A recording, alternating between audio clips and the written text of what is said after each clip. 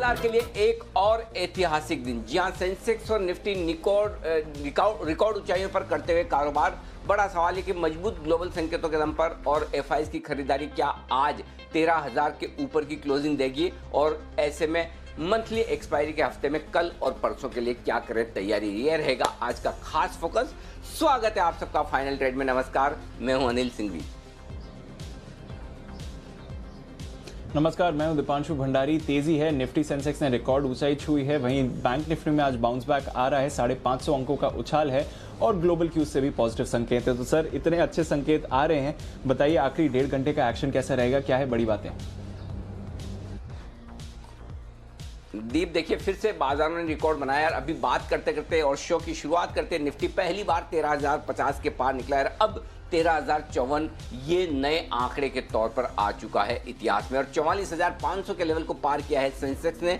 44,512 ये है वो लेवल जो आपको दिखेगा ऊपर सेंसेक्स के लिए तेजी की तरफ, और 400 अंकों से ज्यादा की मजबूती सेंसेक्स में, 125 अंक मजबूत निफ्टी है, और बैंक निफ्टी 550 अंकों की तेजी के साथ ट्रेड करता हुआ ये आपके लिए इस वक्त का बड़ा एक्शन होता हुआ दिख रहा है। और चौतरफा खरीदारी है। ऑटो शेयरों में तेज रफ्तार है। मारुति, आइशर, एमएनएम निफ्टी में अपना योगदान देते हुए, वहीं लगभग सारे सेक्टर्स तेजी में इस वक्त ट्रेड करते हुए दिख रहे हैं, लेकिन ऑटो इंडेक्स सबसे ज्यादा रफ्तार में, और ये तेजी आ रही है पूरी की पूरी अंतर्राष्ट्रीय बाजारों से। यूरोप 1% मजबूत है, और डाउ फ्यूचर्स आज फिर से एक और दमदार ट्रेडिंग सेशन अमेरिका में होगा। इस बात के पूरे संकेत देता हुआ 250 अंकों के मजबूत उछाल के साथ डाउ फ्यूचर्स इस वक्त डीप कारोबार करते हुए दिख रहे हैं। जी बिल्कुल अनिल जी, तो शानदार तेजी आ रही है। 13,000 तो आ गया अनिल जी निफ्टी पर। अब बताइए, बैंक निफ्टी भी वो 30,000 तो ज्यादा दूर नहीं है। आज सुबह आप बात भी कर रहे थे 29,500 के ऊपर अगर टिका रहा तो मूड बदलना चाहिए। क्या वैसे ही संकेत अब बैंक्स पे भी समझने चाहिए? दीप, देखिए सुबह आपने यही सवाल पूछा था, मैंने कहा अब वो कॉन्फिडेंस नहीं है जो 2 दिन तक था कि बैंक निफ्टी लीडरशिप लेगा मंदी की तरफ। लेकिन आज देखिए बैंक निफ्टी ने अपना करेक्शन पूरा किया। आज एक करेक्शन पूरा करके जो तेजी अच्छी होती दिख रही है, उसमें आपको 2 चीज़ों को आज क्रेडिट देना चाहिए। एक, बैंक निफ्टी ने अपनी अंडर परफॉर्मेंस कम किया। दूसरा, आज जिस तरह की रिपोर्ट्स आई हैं बड़े दिग्गज एफआई ब्रोकरेजेस की, वो बड़ी जबरदस्त है। आप देखिए आईसीआईसीआई पर जेफरीज ने टारगेट बढ़ाया है, एक्सिस पर 610 का टारगेट 700 किया है, एचडीएफसी बैंक पे सीएलएसए ने 1 महीने में 2 बार टारगेट बढ़ाया है। तो कहीं ना कहीं बैंक्स पर जो जिस तरह का टारगेट बढ़ता हुआ दिख रहा है, वो बैंकिंग शेयरों में जोश भर रहा है। और दूसरी बात ये भी है कि बैंक निफ्टी में बाजार थोड़ा हल्का है। तेजी और मंदी दोनों ही तरफ की पोजीशन काफी कम है, और जैसा मैं आपको बता भी रहा था कि कल आखिरी आधे घंटे में बैंक निफ्टी में काफी लॉन्ग पोजीशन अनवाइंड हुई है, यानी कि तेजी करने वाले ट्रेडर्स ने अपनी पोजीशन छोड़ी है, और जैसे ही वो पोजीशन छोड़ी है और वो आपको बाजार हल्के होते दिख रहे हैं, और हल्के बाजारों के लिए ऊपर आना आसान होता है, और वही इस वक्त होता हुआ दिख रहा है। तो ये कुल मिलाकर जो पूरा एक्शन हुआ है, वो एक्शन सिर्फ इसी बात से है और इसी तरफ है कि बाजार हल्के हुए हैं बैंक निफ्टी पर, और बैंक निफ्टी की लीडरशिप वहीं से आती दिख रही है। जी दीप। बिल्कुल, तो लीडरशिप बढ़िया आती हुई दिख रही है, और बैंक निफ्टी पर भी एक्शन अच्छा है। सेंसेक्स रिकॉर्ड ऊंचाई पर है। सर, एक छोटा सवाल और, क्योंकि लेवल्स की बात निकल कर आ रही है। पहले 30,000 किस पे आएगा? डाउ फ्यूचर्स, जहां पर अभी सिर्फ 200 अंक दूर है 30,000, या फिर निफ्टी बैंक जहां से 400 अंकों की दूरी है? हम तो चाहते हैं कि जाहिर सी बात है कि बैंक निफ्टी पर पहले आए। हमारे लिए तो फायदे की बात वही है कि बैंक निफ्टी पर पहले आए। और वैसे भी देखिए डाउ उतना तो भाग नहीं सकता जितना बैंक निफ्टी भागता है, तो मेरी बेट और मेरा दाव बैंक निफ्टी पर होगा कि डाउ पर, और उम्मीद करता हूँ वहाँ पहला आता हुआ दिखे। आइए, भसीन साहब भी कार्यक्रम में शामिल हो रहे हैं। तब तक जल्दी से पहला बिगुल वागले साहब के लिए, वागले का वंडर, और तब तक भसीन साहब को करते हैं कनेक्ट। आइए स्वागत करते हैं वागले जी का भी।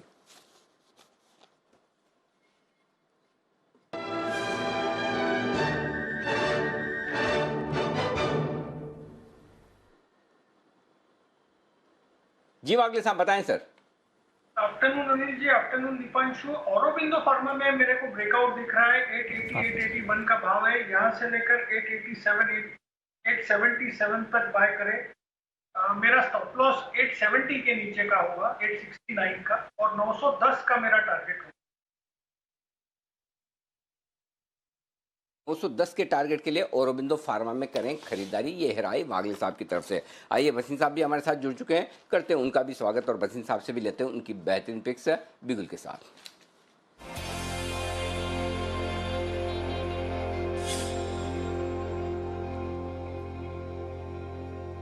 बताएं सर। वसीम साहब स्वागत है आपका। फिर से रिकॉर्ड हाइज पर हैं बाजार। बताइए सर आउटलुक और साथ ही अपडेट।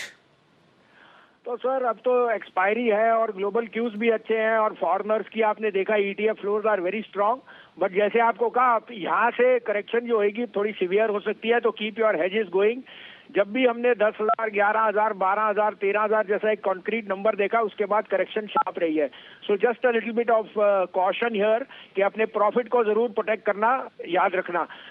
अनिल जी अपडेट ये है कि मैंने आपको सुबह मुथूट कहा था 1126, वो 1165 बिक गया।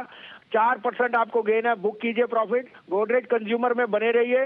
गोदरेज प्रॉपर्टी कल आपको दिया था 1140 बिक गया, उसमें आप प्रॉफिट बुक कर सकते हैं। 1175 रुपए का, 1075 रुपए का था। अब आप कहें तो दो कॉल हैं, दोनों बाई की, और दोनों मेरा मन वाला एक यूटिलिटीज है और एक फार्मा है। I think they are the ones which are actually going to give lot of value. आप कहें तो मैं शुरू करूं सर। बिल्कुल बिल्कुल, और मुथूट वाला कॉल बहुत ही ज़बरदस्त था सर, क्योंकि सुबह जिस तरह से कमजोरी दिखा रहा था उस समय लेने की हिम्मत करना बड़ा काम था। एकदम सही वक्त पर आपने एंट्री की राय दी। मुथूट फाइनेंस एकदम दिन के लो पर ही था सुबह जब आपकी कॉल आई। बताएं सर अब नई फ्रेश कॉल सर। सर हम तो सही टाइम पे ही एंट्री देते हैं। आपको 7,940 पे कहा था निफ्टी नीचे नहीं जाएगा, और उसके बाद आप देख लीजिए भगवान ने साथ दिया और आपका साथ रहा। जिसने जी टीवी देखा उसने नफा कमाया। सर तो पहली कॉल होएगी Biocon. Biocon is coming out on biologics with IPO और अ प्री प्लेसमेंट, और आप आईपीओ की भी जरूरत नहीं है। Biocon is very very supremely priced. मेरे को लग रहा है इसमें रिस्क रिवॉर्ड बहुत फेवरेबल है। 4% का डाउनसाइड है from 430। You can keep a stop loss of 420, but this is headed toward 475, the new highs which it saw. तो Biocon is a top pick. दूसरा पिक होएगा सर जो मैं यूटिलिटीज पे काफी देर से आपको कह रहा था, MGL will be the biggest play, क्योंकि ऑटो में जो सेल्स है MGL's margin will go up. 938 to 940 में लीजिए, 925 का stop loss. This is heading to 4 figures. 990 में ट्रेडर बुक कर सकता है। 1,000 का टारगेट इसका इन्वेस्टर के लिए। ओके, तो बायोकॉन खरीदें 430-32 के आसपास, 420 का स्टॉप लॉस, 475 का टारगेट, और एमजीएल खरीदें 942-940 के आसपास, 925 का स्टॉप लॉस, 990 और 1000 का टारगेट। मुलाकात होगी वसीम साहब से 2:50 पर, फिर से करेंगे उनसे बात, लेंगे उनकी कुछ और बेहतरीन पिक्स। तब तक आइए सुमित जी तैयार है अपने सुपरहिट शेयर के साथ।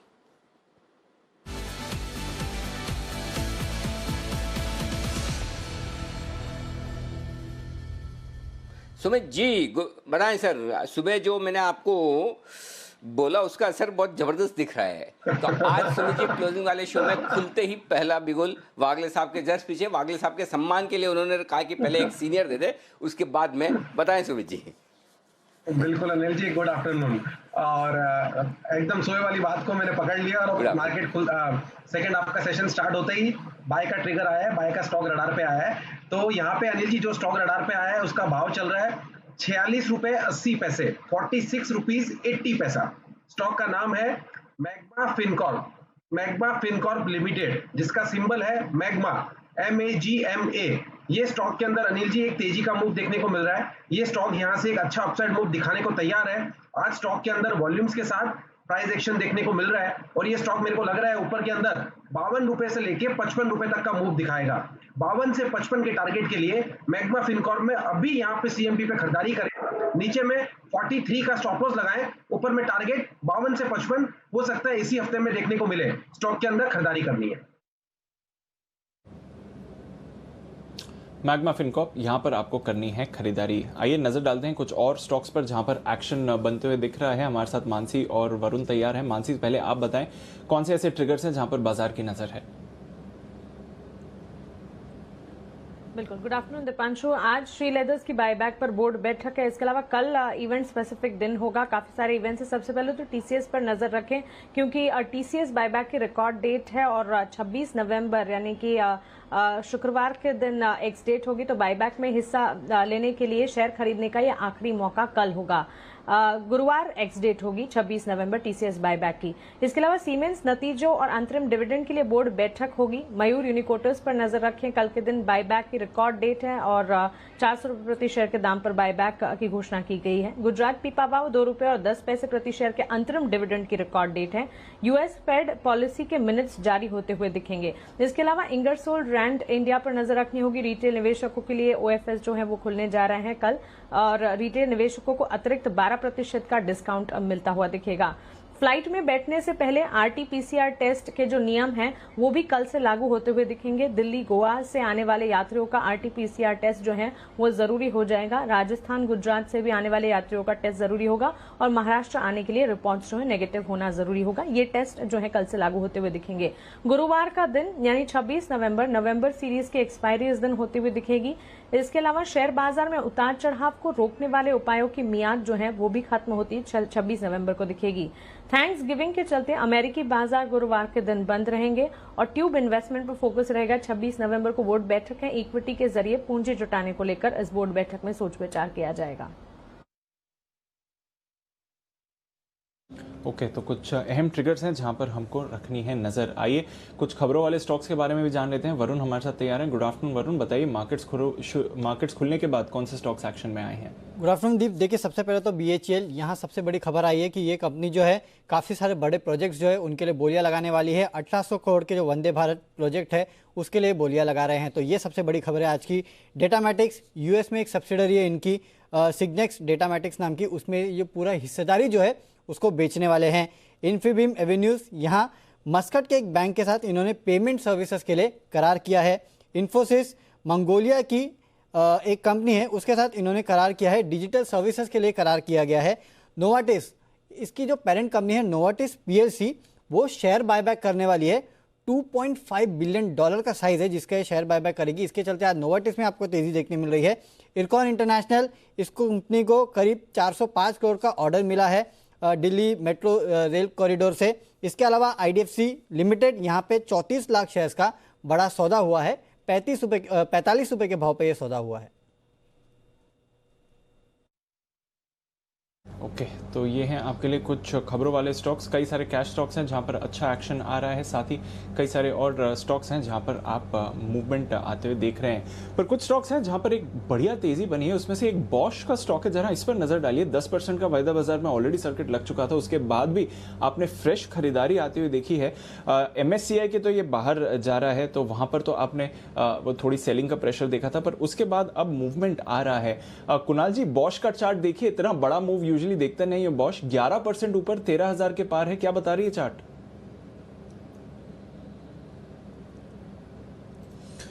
देखिए, बिल्कुल एक बड़ा मूव आता हुआ दिख रहा है दीपांशु, और चार्ट्स पर ब्रेकआउट भी आते हुए दिख रहे हैं। जो अगला रेजिस्टेंस है चार्ट पर वो 14,500 के रीजन में है, तो मुझे लगता है कि अभी भी इसमें स्टीम बाकी है।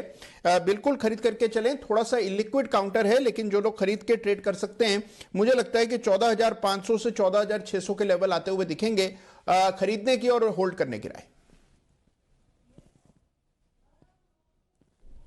तो ये है आपके लिए बॉश में खरीदारी करने की राय। मुझे लगता है बॉश खुद ज़्यादा ही दिल के करीब है दीप के। जब भी मौका मिलता है दीप को बॉश पर सवाल पूछना बिल्कुल भी नहीं भूलते हैं, और आज तो बनता भी है भाई 10% भागा हो तो क्यों ना पूछे। ओके, लेकिन ये मैंने नोटिस किया, आप में से किस किस ने नोटिस किया बाद में बताइएगा, क्योंकि मैं इंतज़ार नहीं कर सकता। इंतज़ार इसलिए नहीं कर सकता कि नितिन जी तैयार है निफ्टी पर निशाना लगाने के लिए, तो उनका करिए बिगुल के साथ स्वागत।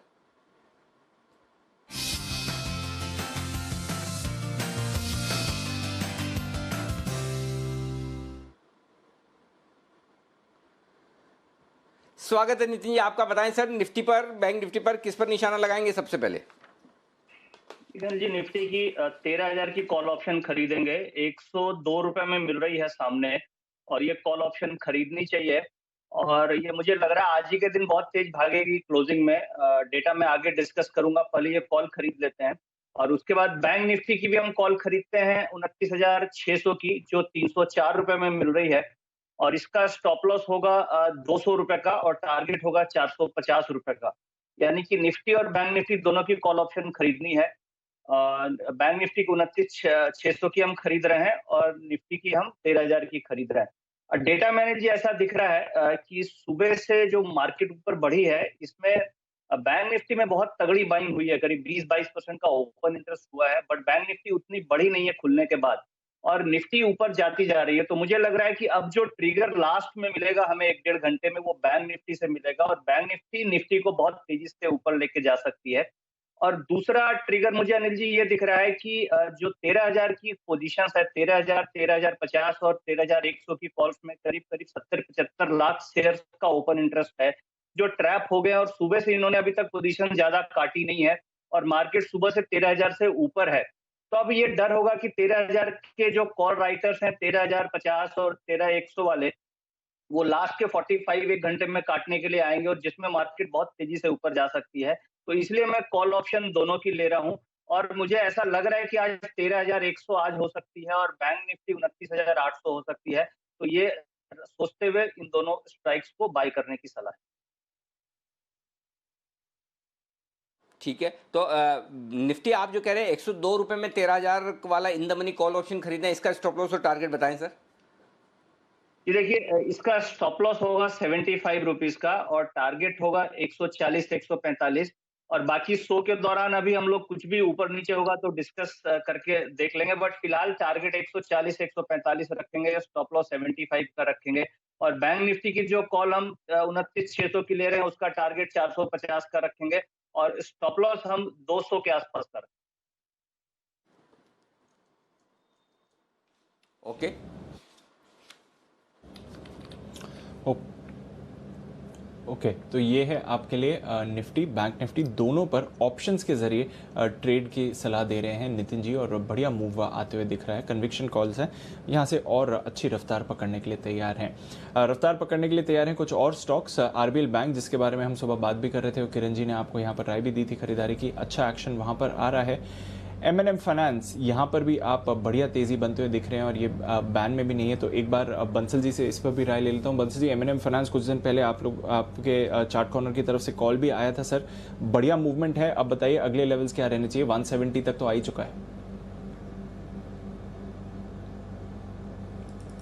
देखिए दिवांशु, बढ़िया टेक्निकल रुझान है M&M फाइनेंस का और हमने 2-3 बार इस स्टॉक को रिकमेंड करा है और तो किसी ने लिया हुआ है तो दीपांशु क्लियरली होल्ड करने की राय है। जिस तरीके का टेक्निकल स्ट्रक्चर है, यहां से भी जो अप मूव है क्लियरली ऊपर में एक्सटेंड हो सकता है। अभी तो 169.5 के अराउंड स्टॉक चल रहा है और एक बड़ा ब्रेकआउट देखने को मिला है और अब दीपांशु ब्रेकआउट देखने को मिल रहा है। जब इसका राइट इशू आया था, अब उन लेवल्स के ऊपर कंफर्टेबली निकल चुका है, तो जिनके पास है लेके बने रहना चाहिए। एक पोजिशनल टारगेट यहाँ पर 180 का बैठता है तो उसके लिए क्लियर होल्ड है।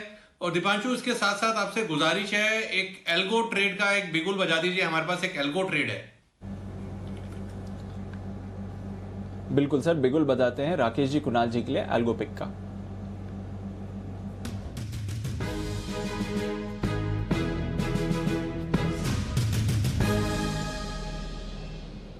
बताएं सर।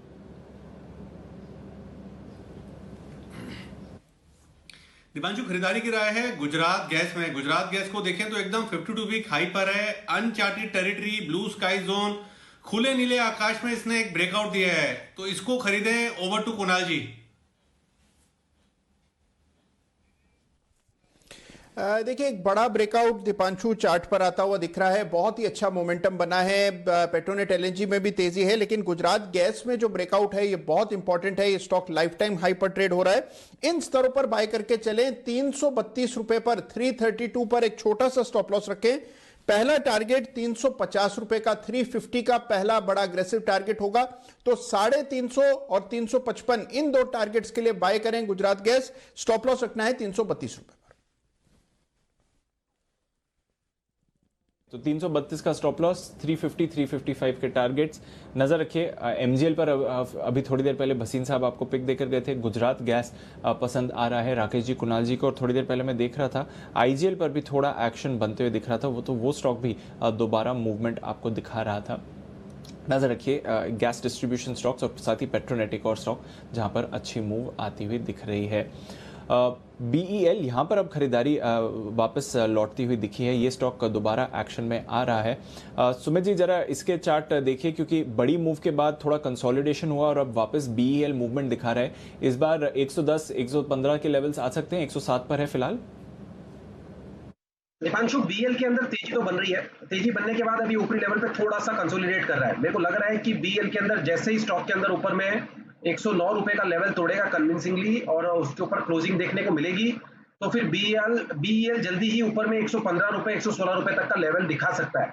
जिन्होंने बाय करके रखा हुआ है वो पोजीशंस को होल्ड करें और फ्रेश ब्रेकआउट आने के बाद और खरीदारी करें। 109 के आसपास का लेवल टूटने के बाद फिर 115 से 116 रुपए तक के लेवल BEL में देखने को मिल सकते हैं। और दीपांशु, यहाँ पे एक बिगुल की रिक्वायरमेंट है, एक स्टॉक रडार पे आया है। बिल्कुल, बिगुल बजाते हैं सुमित जी के लिए, सुमित के superhit.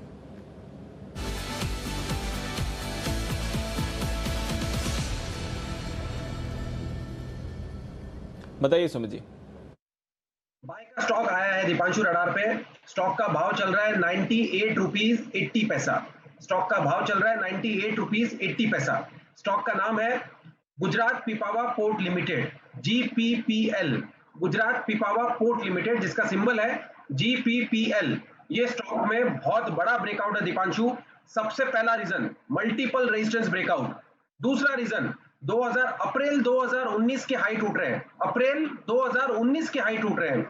Higher high higher low formation में ये ट्रेड कर रहा है। चौथा रीजन, स्टॉक के अंदर आज जो प्राइस एक्शन देखने को मिल रहा है उसके साथ स्ट्रॉन्ग एक हैवी वॉल्यूम्स के साथ ये प्राइस एक्शन देखने को मिल रहा है। तो ये 4-5 रीजन है जिसकी वजह से ये गुजरात पिपावा पोर्ट यहां से एक बड़ा मूव दिखाने को तैयार है। वीकली चार्ट में बहुत मजबूत दिख रहा है। 100 का साइकोलॉजिकल लेवल क्रॉस करते ही स्टॉक भागेगा। 106 रुपया 115 रुपया, ये दो टारगेट्स को ध्यान में रखते हुए गुजरात पिपावा पोर्ट को खरीदे, पोजीशंस को होल्ड करें, नीचे में 94 रुपए के आसपास का स्टॉप लॉस लगाएं। GPPL को बाय करे, 94 का स्टॉप लॉस, 106 से 115 का टारगेट बहुत जल्दी हमको देखने को मिलेगा। बहुत क्लियर कट और कन्विंसिंग ब्रेकआउट है। ओके, तो क्लियर कट कन्विंसिंग ब्रेकआउट है। गुजरात पिपावा यहाँ पर आपको करके चलनी है खरीदारी। बड़े मूव के लिए ये स्टॉक तैयार हो रहा है। एक स्टॉक जहां पर ऑलरेडी एक अच्छी मूव आ गई है, सुबह से ही काफ़ी एक्टिव है और आज 2.5% की तेज़ी दिखा रहा है, वो है मारुति। सुबह भी हमने आपको हाईलाइट करा था, कुछ खबरें हैं, बाद में मैनेजमेंट भी आई, उन्होंने भी बात करा कि आउटलुक अच्छा लग रहा है। तो एक बार जान लेते हैं कुशल के साथ कि एग्जैक्टली क्या खबरें हैं और साथ ही क्या आउटलुक आ रहा है मारुति के लिए। कुशल बताएं, इतनी अच्छी तेज़ी बन रही है स्टॉक में, क्या है यहाँ पर ट्रिगर्स? बिल्कुल दीपांशु, देखिए मैनेजमेंट से जब हमने बात की तो डेफिनेटली वो आगे के लिए भी कह रहे हैं कि मांग जो है वो सस्टेनेबल रहेगी, पर यहाँ पर जो रिपोर्ट्स आ रही है वहाँ पर आपको फोकस करना होगा। जहाँ हम जो कुछ एक रिपोर्ट्स आई हैं वो ये कह रही हैं कि नवंबर से लेकर मार्च तक के जो 5 महीने हैं इसमें इनका जो प्रोडक्शन टारगेट है वो उन्होंने 2 से 11% तक बढ़ाया है। तो इसका मतलब ये है कि जो पैसेंजर व्हीकल्स की मांग को लेकर चिंता थी कि फेस्टिव सीजन के बाद कहीं ना कहीं मांग जो है वो धीमी होती हुई नजर आएगी, वो इनके प्रोडक्शन टारगेट बढ़ाने से ऐसा लग रहा है कि जो पैसेंजर व्हीकल की पेंटअप डिमांड है वो लगातार आगे भी Q4 में जारी रहने का अनुमान लगाया जा रहा है। इससे डेफिनेटली मारुति सुजुकी के लिए काफी बड़ी पॉजिटिव खबर है। आप देखिए मार्केट का लीडर भी है, ये 51% इनका मार्केट शेयर है और साथ ही ये जो प्रीवियस एस्टिमेट्स थे वो पर्टिकुलरली अगर आप देखें तो अगस्त महीने में जो है इन्होंने अपने प्रीवियस एस्टिमेट्स दिए थे उसको इन्होंने रिवाइज किया, ऐसी रिपोर्ट्स बता रही है। इनफैक्ट पिछले 7 महीनों के मुकाबले अगले जो 5 महीने हैं वो करीब 20% ज्यादा बिक्री जो है ऐसा एनालिस्ट एक्सपेक्ट करके चल रहे हैं। इनफैक्ट अगर आप जून महीने से ही देखें तो इनके उत्पादन और साथ साथ जो बिक्री आंकड़े हैं वहां पर लगातार हमें तेजी देखने को मिली है और ऑलमोस्ट 3 से 3.5 गुना जो 50,000 यूनिट्स ये उत्पादन या बेचते थे वो अब करीब 1.5 लाख पौने 2 लाख तक पहुंचती हुई नजर आई है।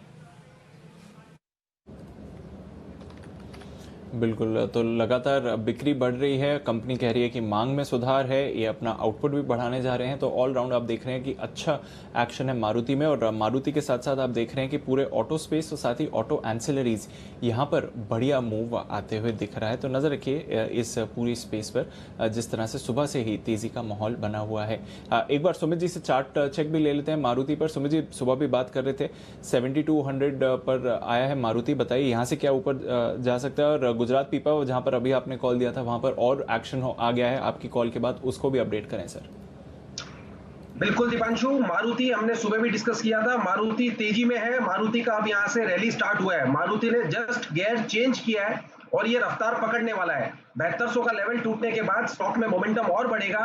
7500 7800 का मूव इस बार मारुति तैयार कर रहा है चार्ट्स के ऊपर। 7500 से लेके 7800 तक के लेवल मारुति के अंदर जल्दी ही देखने को मिलेंगे। जिन्होंने सुबह सुन के पोजीशंस बनाया है वो अपनी पोजीशंस को होल्ड करें और यहाँ से एक अच्छे मूव के लिए वेट करें। हफ्ते से 10 दिन में हमें एक बड़ा स्ट्रॉन्ग मूव देखने को मिलेगा। गुजरात पिपावा का आपने नाम लिया दीपांशु, स्टॉक 10% ऊपर है, 104 रुपए का अभी सीएमपी ट्रेड कर रहा है और डे हाई पे ट्रेड कर रहा है। जो ब्रेकआउट और जो मूव मैंने एक्सपेक्ट किया था वो ही आ रहा है और मैं आपको बता रहा हूं दीपांशु, गुजरात पिपावा की अभी शुरुआत है। ये स्टॉक बहुत टाइम के बाद ऐसा मूव दिखा रहा है। ट्रेलिंग स्टॉप लॉस लगाए, पोजीशंस को होल्ड करें। 106 115 तक के लेवल जल्दी गुजरात पिपावा में देखने को मिलेंगे। ओके, तो 106 115 तक के लेवल्स के लिए मूव आएगा। सुमित जी के रिकमेंडेड प्राइस से भी थोड़ा और बढ़िया मूव दिखा रहा है ये स्टॉक। एक्शन बढ़ते हुए दिख रहा है। कैश स्टॉक्स एक्शन में आ रहे हैं। फ्यूचर्स में देखिए तो ढेर सारे और स्टॉक्स हैं जहां पर मूव आती हुई दिख रही है। ये पूरा का पूरा स्पेस अच्छे मूव में है आज। बंसल जी, अदानी पोर्ट्स पर कोई राय सर? कुछ ट्रेड करना चाहिए? सुबह भी बात कर रहे थे, वहां से और अब तेजी दिखा रहा है स्टॉक। 5% ऊपर है, 393 के लेवल्स पर आया है। देखिए दीपांशु, टेक्निकल रुझान काफी बढ़िया है और जिस तरीके का टेक्निकल स्ट्रक्चर है, बेस्ट स्ट्रेटेजी यहाँ पर ये है, इसको बाय एंड होल्ड करना चाहिए करेक्शन पर। अगर दीपांशु यहाँ करेक्शन पर ये स्टॉक 383 384 के अराउंड मिल जाए तो बेहतरीन स्तर है स्टॉक में एंट्री लेने के लिए। 370 का एक स्टॉप लॉस लगाना चाहिए और इस स्टॉक का जो टारगेट बैठता है 420 425 का बैठता है। ओके, 420 425 के टारगेट, तो मूवमेंट आना चाहिए यहाँ से और ऊपर। फिलहाल डेज हाई पर स्टॉक ट्रेड कर रहा है, पर कई सारे और स्टॉक्स हैं जहाँ पर बढ़िया मूव आ रहा है। मेट्रोपोलिस पर नजर डालिए, 3.5% की तेजी है। सुबह से हम देख रहे हैं डॉक्टर लाल पैथलैब्स, थायरोकेयर जैसे स्टॉक्स भी एक्शन में आ रहे हैं। टेस्टिंग बढ़ने वाली है, कोरोना की थोड़ी चिंता फैली हुई है और सरकार की तरफ से भी कुछ स्टेट गवर्नमेंट्स की तरफ से भी आदेश आए हैं कि टेस्टिंग बढ़ाई जाए, स्पेशली महाराष्ट्र में। तो जानते हैं क्या है ये टेस्टिंग रिलेटेड ट्रिगर्स और ऑफ कोर्स इन कंपनीज को क्यों फोकस में रखना चाहिए। देवांशी हमारे साथ तैयार है बताने के लिए। बताएं देवांशी।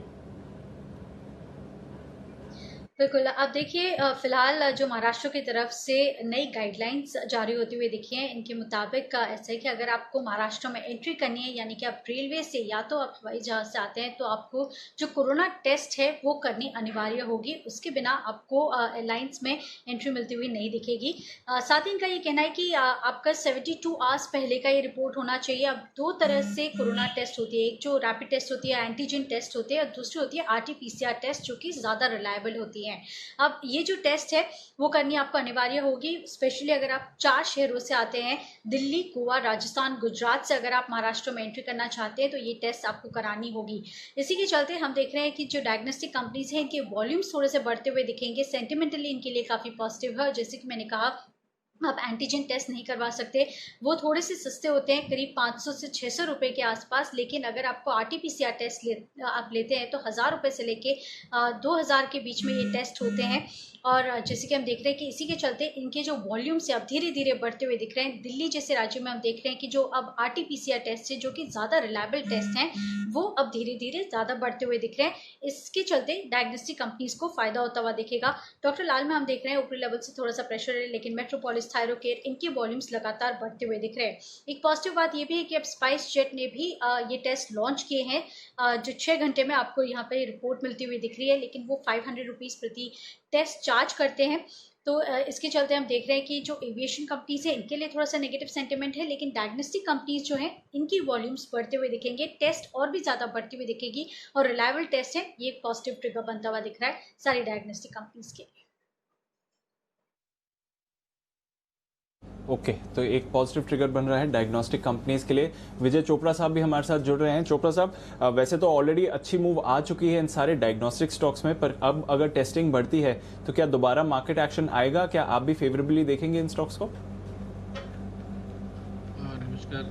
मुझे लगता है कि ये टेस्टिंग अब एक पार्ट ऑफ लाइफ है जब तक हमारी वैक्सीन नहीं आती और लोग वैक्सीनेट नहीं हो जाते, जो कि एक अपने आप में एक बहुत बड़ा हरक्यूलियन टास्क है। आसान नहीं होगा इतनी बड़ी पॉपुलेशन को कवर करना।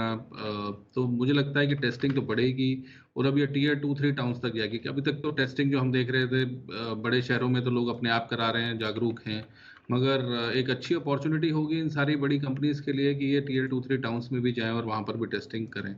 और over a period of time मुझे लगता है कि इसकी कॉस्ट भी नीचे आएगी। अगर आप याद करें जब कोरोना का पैंडेमिक शुरू हुआ था तो लगभग 4,500-5,000 का टेस्ट हुआ करता था और आज की डेट में 1,200 रुपए का टेस्ट होता है।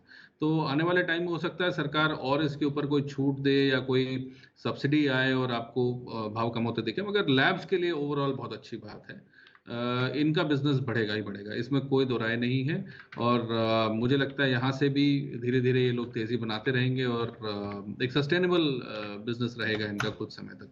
और उसके अलावा भी जैसे हेल्थ के प्रति जागरूकता बढ़ रही है पूरे के पूरे देश में, और कोरोना एक बहुत बड़ा ट्रिगर हो सकता है, कैटलिस्ट हो सकता है, तो ये जो टेस्टिंग कंपनीज हैं इनको बेनिफिट पहुंचेगा ही पहुंचेगा। बिल्कुल, तो ये टेस्टिंग स्टॉक्स पर नजर रखिए, डायग्नोस्टिक स्टॉक्स पर एक्शन आपको बनते हुए दिख सकता है। पर आइए 2:30 बज गए हैं, मार्केट्स में एक्शन भरपूर है। चलते हैं अनिल जी के पास बिगुल के बाद और जान लेते हैं स्ट्रैटेजी क्या है।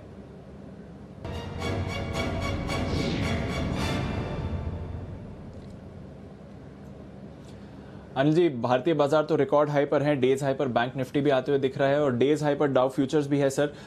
फिलहाल लगभग 350 अंकों की तेजी डाउ फ्यूचर्स दिखा रहा है आपको, और नैस्डैक फ्यूचर्स यहाँ पर भी अच्छी मूवमेंट है। यूरोप के बाजार 1% तक की तेजी में है। आज ग्लोबल एशिया के बाजार, हालांकि चाइना में हल्की सी गिरावट रही, पर एक दिन की छुट्टी के बाद जापान 2.5% ऊपर दिखा, वहीं हांगकांग में भी 0.5% की तेजी थी। और साथ ही हम देख रहे हैं कि कच्चे तेल में भी लगातार खरीदारी आ रही है सर, तो बताएं क्या करना चाहिए। दीप तेजी करनी चाहिए डेफिनेटली, इसमें कोई डाउट ही नहीं कि जिस तरह के संकेत है उसको देखते हुए एकदम फर्स्ट क्लास मूड, माहौल, मोमेंटम बना हुआ है। और अच्छी बात है कि एक जो इंडेक्स पिछड़ा हुआ था बैंक निफ्टी, आज वो लीडरशिप लेता हुआ नजर आ रहा है। तो जो हमारा टारगेट है 13,200 का निफ्टी पर एक्सपायरी तक का, उस तरफ निफ्टी बढ़ रहा है। तो निफ्टी यहाँ से अब आपको 13,000 के स्टॉप लॉस के साथ खरीदारी करनी चाहिए।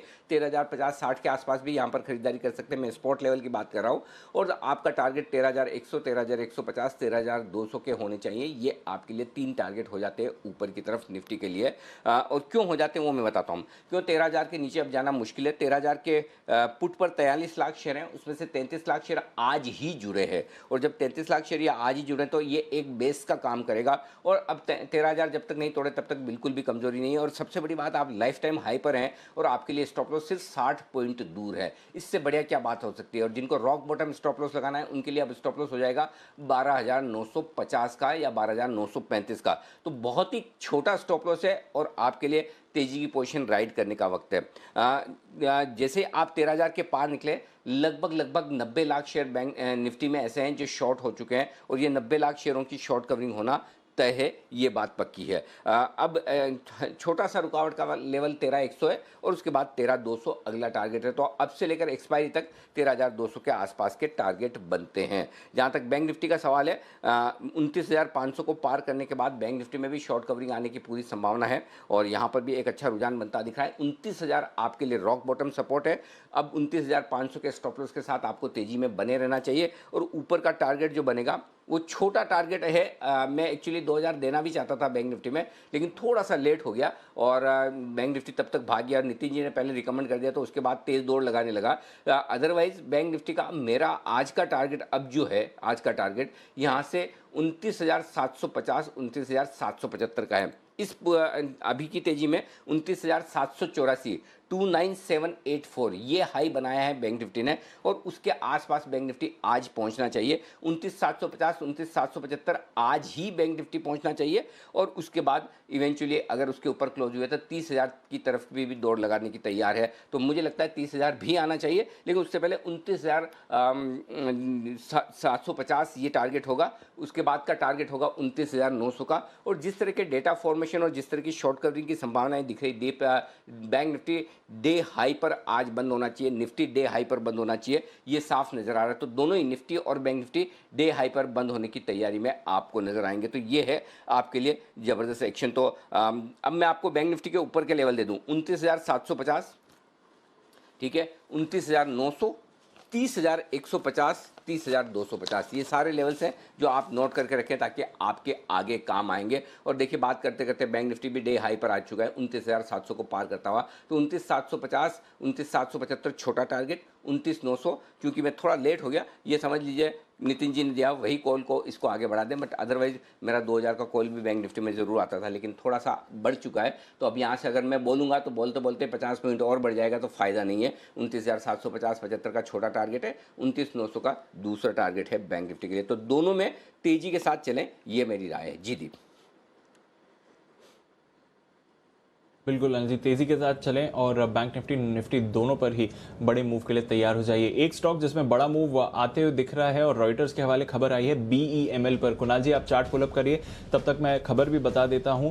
और खबर आई है इसकी एसेट बिकवाली को लेकर, ताकि फिर फाइनली इसका विनिवेश हो सके। तो विनिवेश से पहले जो इनके लैंड एसेट्स हैं उनको एक बिकवाली का प्रोसेस उसके लिए इनिशिएट किया जाएगा और ये इस साल के अंत तक इस प्रोसेस को शुरू करने के लिए तैयार है। तो EOI एक्सप्रेशन ऑफ इंटरेस्ट साल के अंत तक मंगाने की प्लान चल रहे हैं। अगले हफ्ते सेक्रेटरीज पैनल से इस प्रोसेस को मंजूरी मिलने का सवाल है और उसके बाद साल के अंत तक EOI को भी बुलाने का प्लान चल रहा है। तो इसलिए आप देख रहे हैं कि BEML विनिवेश की खबरें हैं, उससे पहले जो इनके एसेट्स के हाइव ऑफ करना है उसके लिए प्रोसेस शुरू हो गया है। अगले हफ्ते मंजूरी मिल जाएगी और साल के अंत तक एक्सप्रेशन ऑफ इंटरेस्ट मंगा लिए जाएंगे। तो स्टॉक में जबरदस्त उछाल आते हुए देख रहे हैं। कुणाल जी 10 दिन में हमने देखा है कि लगभग 18% ऊपर है, अब तो 20% ऊपर है 10 दिन में। आज ही हम देख रहे हैं 9% का उछाल है BEML में। चार्ट क्या कह रही है सर?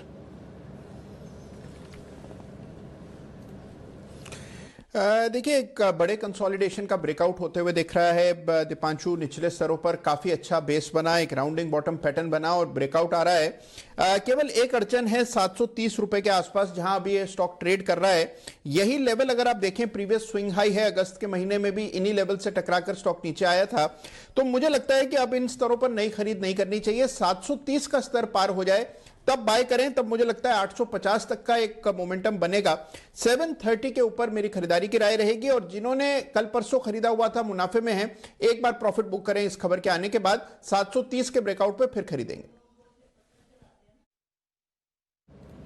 ओके, तो अगर है आपके पास तो मुनाफा बुक कर लीजिए। फ्रेश खरीदारी अब 730 के लेवल्स के ऊपर ही करेंगे और जिस तरह से स्टॉक चल रहा है शायद आ भी सकते हैं। आज का हाई 739 है, वहां से थोड़ा डिप भी हुआ है, बट एक ज़बरदस्त स्पाइक आ रहा है। विनिवेश से जुड़ी खबरें आती हुई दिख रही हैं। पर समय है, स्वागत करते हैं सेठी साहब का और जान लेते हैं उनकी बेहतरीन शॉर्ट टर्म पिक्स क्या हैं।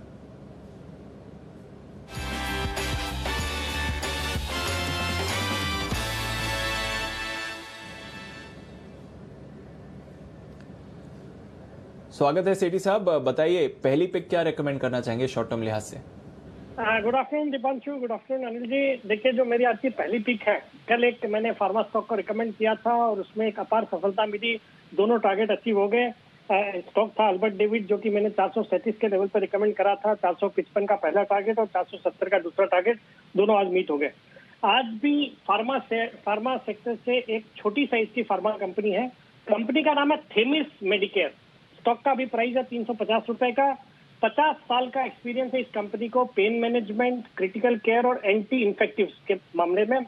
एक बहुत ही पॉपुलर इनके प्रोडक्ट है और एक इनका प्रोडक्ट है फेराक्रिलम करके, जिस प्रोडक्ट को यूनियन जो रोड और ट्रांसपोर्ट मिनिस्ट्री ने जितने भी गाड़ियों के फर्स्ट एड किट होते हैं उसमें कंपलसरी रखने का ऑर्डर पास किया था, मैंडेटरी किया है कुछ महीने पहले। तो उसका भी एक जबरदस्त फायदा इस कंपनी को देखने को मिल रहा है। बाकी एक अच्छी क्वालिटी की फार्मा कंपनी है।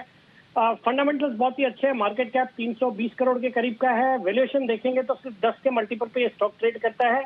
ऑपरेटिंग प्रॉफिट मार्जिन 15% के हैं। अच्छे return ratios, debt equity ratio 0.48 का है और एक अच्छी खासी DII की करीबन 8.56% की हिस्सेदारी भी है। मुझे लगता है इस स्टॉक को करंट लेवल्स पर खरीदना चाहिए। मेरा बहुत ही शॉर्ट टर्म में इसका टारगेट है 365 का, स्टॉप लॉस रहेगा 335 का। 365 का 365 तो चल रहा है सेठी साहब। सॉरी अनिल जी, मैं जब कवर कर रहा था 350 के लेवल थे इसके, जब मैं तो स्क्रीन के सामने ही था, 350 के लेवल थे इसके। अच्छा। और फिर ये मेरे बोलने के बाद बढ़ गया। अगर 365 अभी हो गया तो मुझे लगता है अभी भी होल्ड करना चाहिए 375 380 तक के टारगेट के लिए। ओके 375। अरे आप ये तेजी का मार्केट लाइफ टाइम हाई वाला मार्केट है सेठ साहब, थोड़े बड़े बड़े लंबे लंबे वाले ऊंचे ऊंचे टारगेट दिया करो, बाकी 2-5% तो आपके बोलने से ही ऐसे एकदम स्टॉक ऊपर हो जाता है। बताएं दूसरा स्टॉक कौन सा है सर? दूसरा स्टॉक अनिल जी एक मीडिया कंपनी है, एक जबरदस्त कंपनी है, कंपनी का नाम है टीवी टुडे। इनका एक पॉपुलर आज तक चैनल जो है वो इनका ही है।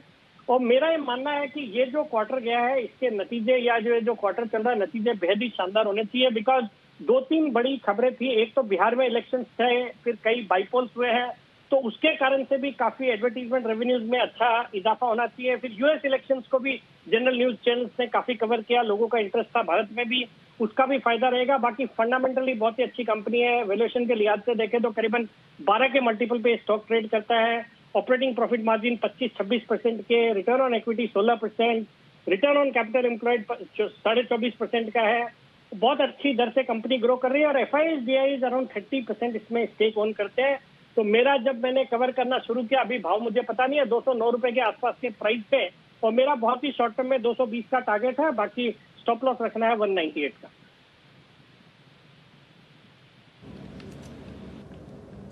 ओके 230 का टारगेट है, तो इसमें थोड़ा समय आएगा आने के लिए, बट हमने देखा थेमिस का पहला टारगेट तो आ गया रिवाइज 375 380 और टीवी टुडे यहाँ पर 230 का टारगेट है। शुक्रिया सेठी साहब, दो बेहतरीन पिक्स हमारे साथ शेयर करने के लिए। आइए आगे बढ़ते हैं। एक बढ़िया एक्सक्लूसिव खबर आपके लिए तैयार है जी बिजनेस की तरफ से और हमारे संवाददाता चेतन भूटानी भी इस समय जुड़ रहे हैं। चेतन बताइए क्या एक्सक्लूसिव खबर लेकर आए हैं आप? दिपांशु, जो हमारे टॉप गवर्नमेंट सोर्सेज इस टाइम पे हमको बता रहे हैं वो ये है कि जो पराग मिल्क फूड्स है उनके लिए एक बहुत अच्छी खबर कल इनफैक्ट आ सकती है, क्योंकि जो दिल्ली मिल्क स्कीम है उसके अंदर 600 मेट्रिक टन का भारत सरकार की जो एग्रीकल्चर मिनिस्ट्री है उसने ये ऑर्डर प्लेस किया था कि स्किम मिल्क पाउडर जो 600 मेट्रिक टन होगा वो डिफेंस और बाकी सब एस्टैब्लिशमेंट में जाएगा, जैसे हॉस्पिटल्स में जाएगा और पार्लियामेंट में जाएगा और म्यूनिसिपैलिटीज में जाएगा। तो उसके चलते 600 मेट्रिक टन का ऑर्डर प्लेस किया था। तो ये इसमें से अबाउट 17 कंपनीज ने पार्टिसिपेट किया था, जिसमें पराग मिल्क फूड्स, अमूल और मदर डेयरी, ये 3 टॉप कंपनियां सबसे आगे हैं इस रेस में, इस टेंडर को अक्वायर करने के लिए, जो मेरे सोर्सेज मुझे बता रहे हैं। आज इनफैक्ट 10 नवंबर को ये टेंडर खोला गया था और 24 नवंबर को आज इनफैक्ट 2 बजे इसकी जो बिड्स थी वो क्लोज हुई थी। टेंडर के जो डॉक्यूमेंट्स थे वो फाइनल सबमिशन में थे। कल इसकी बिड्स खोली जाएगी और डेफिनेटली जो मेरे सोर्सेज मुझे बता रहे हैं वो है कि पराग मिल्क फूड्स को बहुत बड़ा ऑर्डर इस इनफैक्ट न्यूज से मिल सकता है।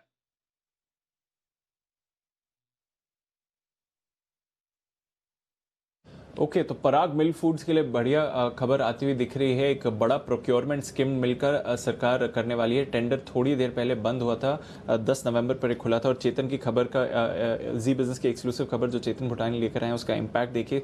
वर्टिकल स्पाइक आया स्टॉक में, 4% की तेजी है। कुणाल जी जरा पराग मिल्क के चार्ट देखिए सर, पिछले कुछ दिनों से वैसे भी मूवमेंट दिखा रहा है और अब खबर के दम पर भी एक स्पाइक आया है। क्या स्ट्रक्चर दिख रहा है सर इस पे?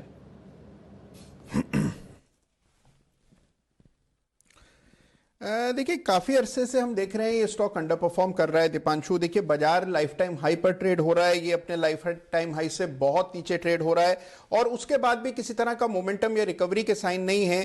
तो मैं बहुत ज्यादा बुलिश नहीं हूं दीपांशु। मुझे लगता है कि एक बार स्टॉक 123 के लेवल्स पार करेगा, इसमें कोई फ्रेश मोमेंटम बनेगा तो तब इसको कंसिडर करेंगे। फिलहाल जहां पर मोमेंटम है वहां फोकस रखना चाहिए। और दीपांशु समय हो तो मुझे अनिल जी से कुछ कहना था। मेरे को, दीपांशु को या आपको, तीनों में से किसका समय चाहिए?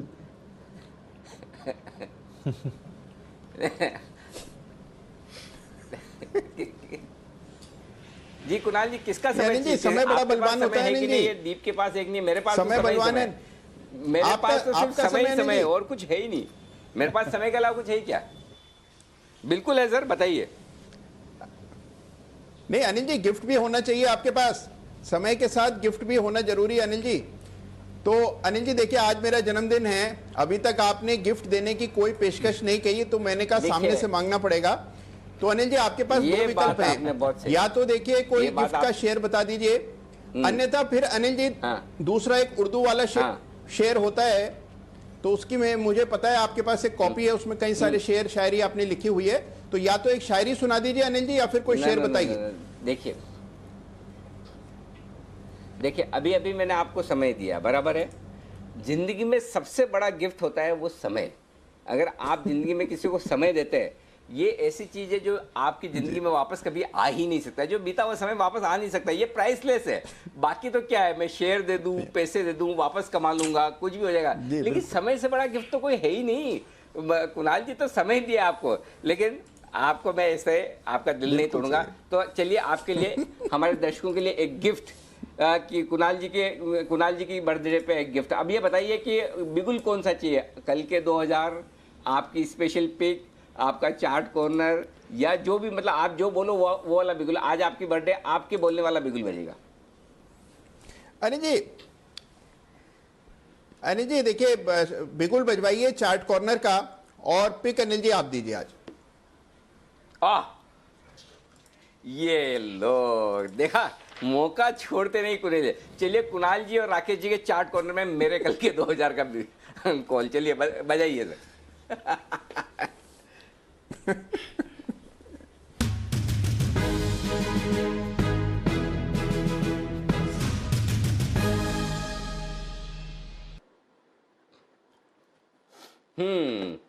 तो मैं लेवल्स दे रहा हूं आपको इसी महीने के फ्यूचर्स के, और ये है 117 रुपए का दाम वेदांता लिमिटेड, जो मैंने दिवाली के दिन ट्रेडिंग पिक के तौर पर दिया था 115 के टारगेट के लिए। वो टारगेट 3-4 दिन पहले हिट हुआ, एक करेक्शन पूरा करने के बाद स्टॉक आज वापस मजबूती से भाग रहा है। 117 रुपए के आसपास ये स्टॉक ट्रेड करता हुआ दिख रहा है। यहाँ पर आपको खरीदारी करनी है, यहाँ से लेकर 112 रुपए तक आराम से आए धीरे धीरे। बर्थडे गिफ्ट है, और बर्थडे गिफ्ट एक ही दिन के लिए नहीं, आराम से पोजिशनल पिक है। 117 से 112 की रेंज में आप यहाँ पर खरीदारी कीजिए।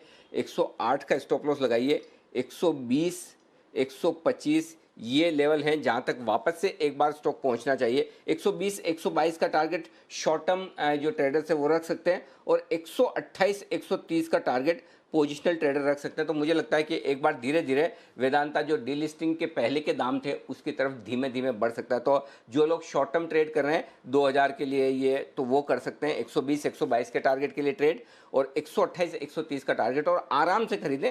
बर्थडे अभी का भी ऐसा नहीं कि इसी मोमेंट में, 117 से 112 की रेंज में धीरे धीरे एक्यूमुलेट करें, और उसके बाद आपको ये कुणाल जी मेरी तरफ से आपके लिए गिफ्ट है। अगर आपको चार्ट्स में मंजूर है तो कबूल करिए।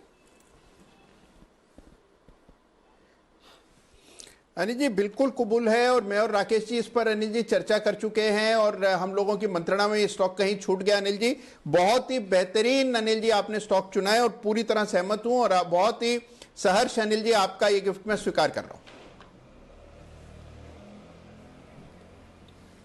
जी राकेश जी की भी विशेष टिप्पणी आ रही है कुछ?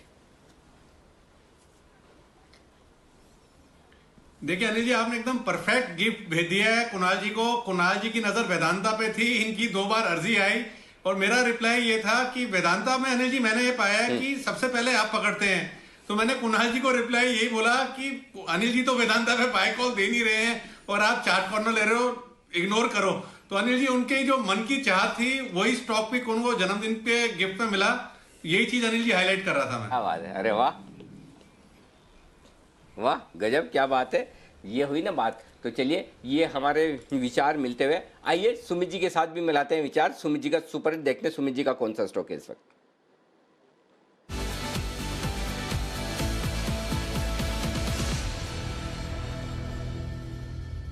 बताएं सुमित जी।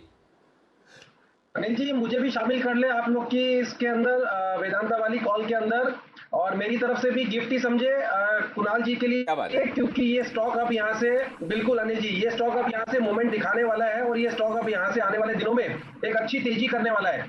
वेदांता में अनिल जी लास्ट 3 दिनों के हाई ब्रेक हो रहे हैं, और स्टॉक यहाँ से ऊपर में 120 रुपए से लेके 125 रुपए तक का मोमेंट दिखाने को तैयार है। तो स्टॉक के अंदर अनिल जी मैं बिल्कुल आपको समर्थन, आपके साथ है मेरा व्यू, इसके अंदर यहाँ से तेजी करे, डिप आती है खरीदारी करे, एग्जिस्टिंग लॉन्ग पोजीशंस होल्ड करके चले। 120 से 125 के लेवल जल्दी ही देखने को मिलेंगे। और अनिल जी जस्ट याद दिलाना चाहूंगा, ये सेम पिक हमने 96 रुपए 97 रुपए में पकड़ा था, और दोनों ने साथ में बाय दिया था 105 से 110 के टारगेट के लिए, और अब ये यहां से वापस बाय बन रहा है 120 से 125 के टारगेट के लिए। परफेक्ट, ओके, 120 125 के टारगेट के लिए वेदांत, मतलब स्टॉप लॉस ट्रिगर हुआ तो जिम्मेदारी मेरी, एक मिनट दीप, अरे समझना पड़ेगा भाई साहब, ये सब है ना, पता चला स्टॉप लॉस ट्रिगर हुआ तो अनिल जी ने दिया था, मैंने तो दिया ही नहीं।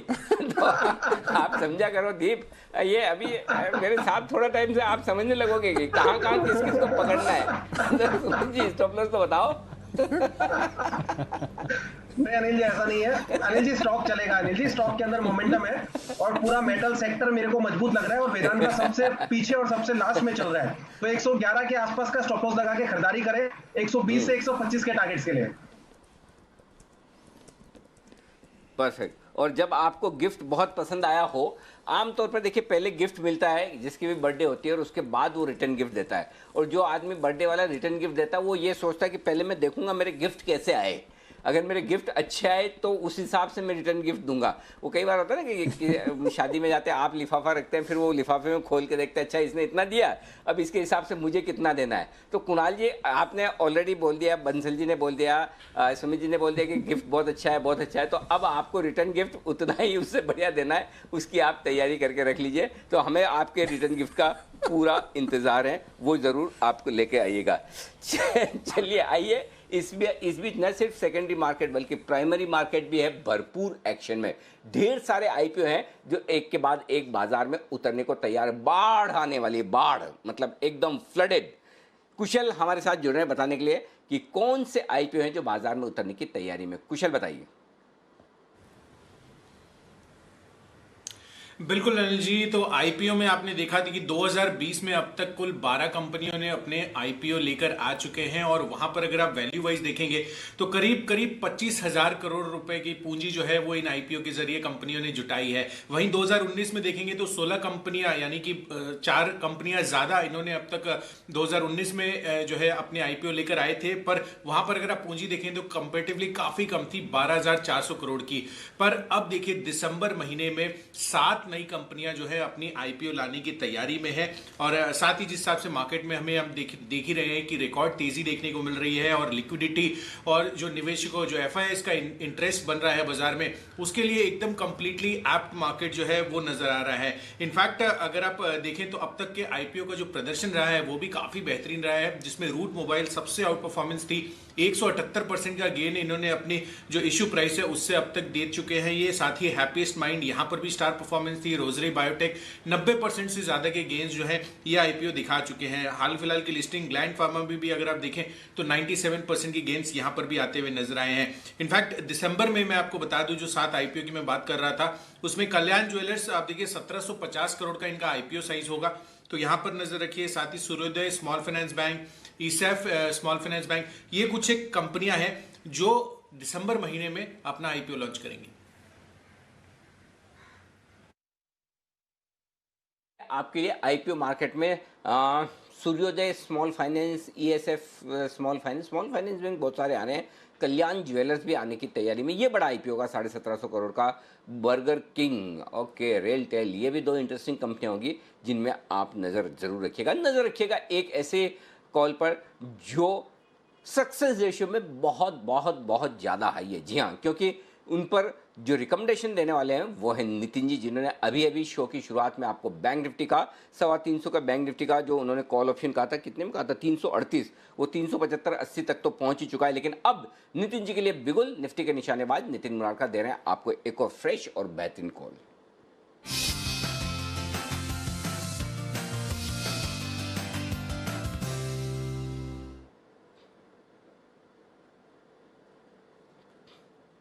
बताइए नितिन जी। निखिल जी, जैसे बैंक निफ्टी में व्यू बहुत बुलिश है और बैंक निफ्टी कल भी ऊपर खुलनी चाहिए, तो उसको देखते हुए बैंकिंग के स्टॉक एक्सिस बैंक की 620 की कॉल ऑप्शन लेंगे जो मुझे 8 रुपए में मिल रही है, और 2 दिन एक्सपायरी को बाकी है, और आपको एट द मनी कॉल केवल 8 रुपए में मिल रही है, यानी आप केवल 8 रुपए का रिस्क ले रहे हो। और मुझे लग रहा है कि एक्सिस बैंक में शॉर्ट कवरिंग आनी चाहिए, और ये 640, 645 ऐसे हो सकता है। तो जो 8 रुपए वाली कॉल ऑप्शन है वो आपकी 20 रुपए की हो सकती है। हम जो 8 रुपए में कॉल ऑप्शन लेंगे 620 की, इसका स्टॉप लॉस हम 4 रुपए का फिर भी रखेंगे, यानी कि प्रैक्टिकली हम 4 रुपए का केवल रिस्क ले रहे हैं, और टारगेट हम 20 से 22 रुपए का रख रहे हैं, या एक्सिस बैंक में 640 रुपए का टारगेट रख रहे हैं।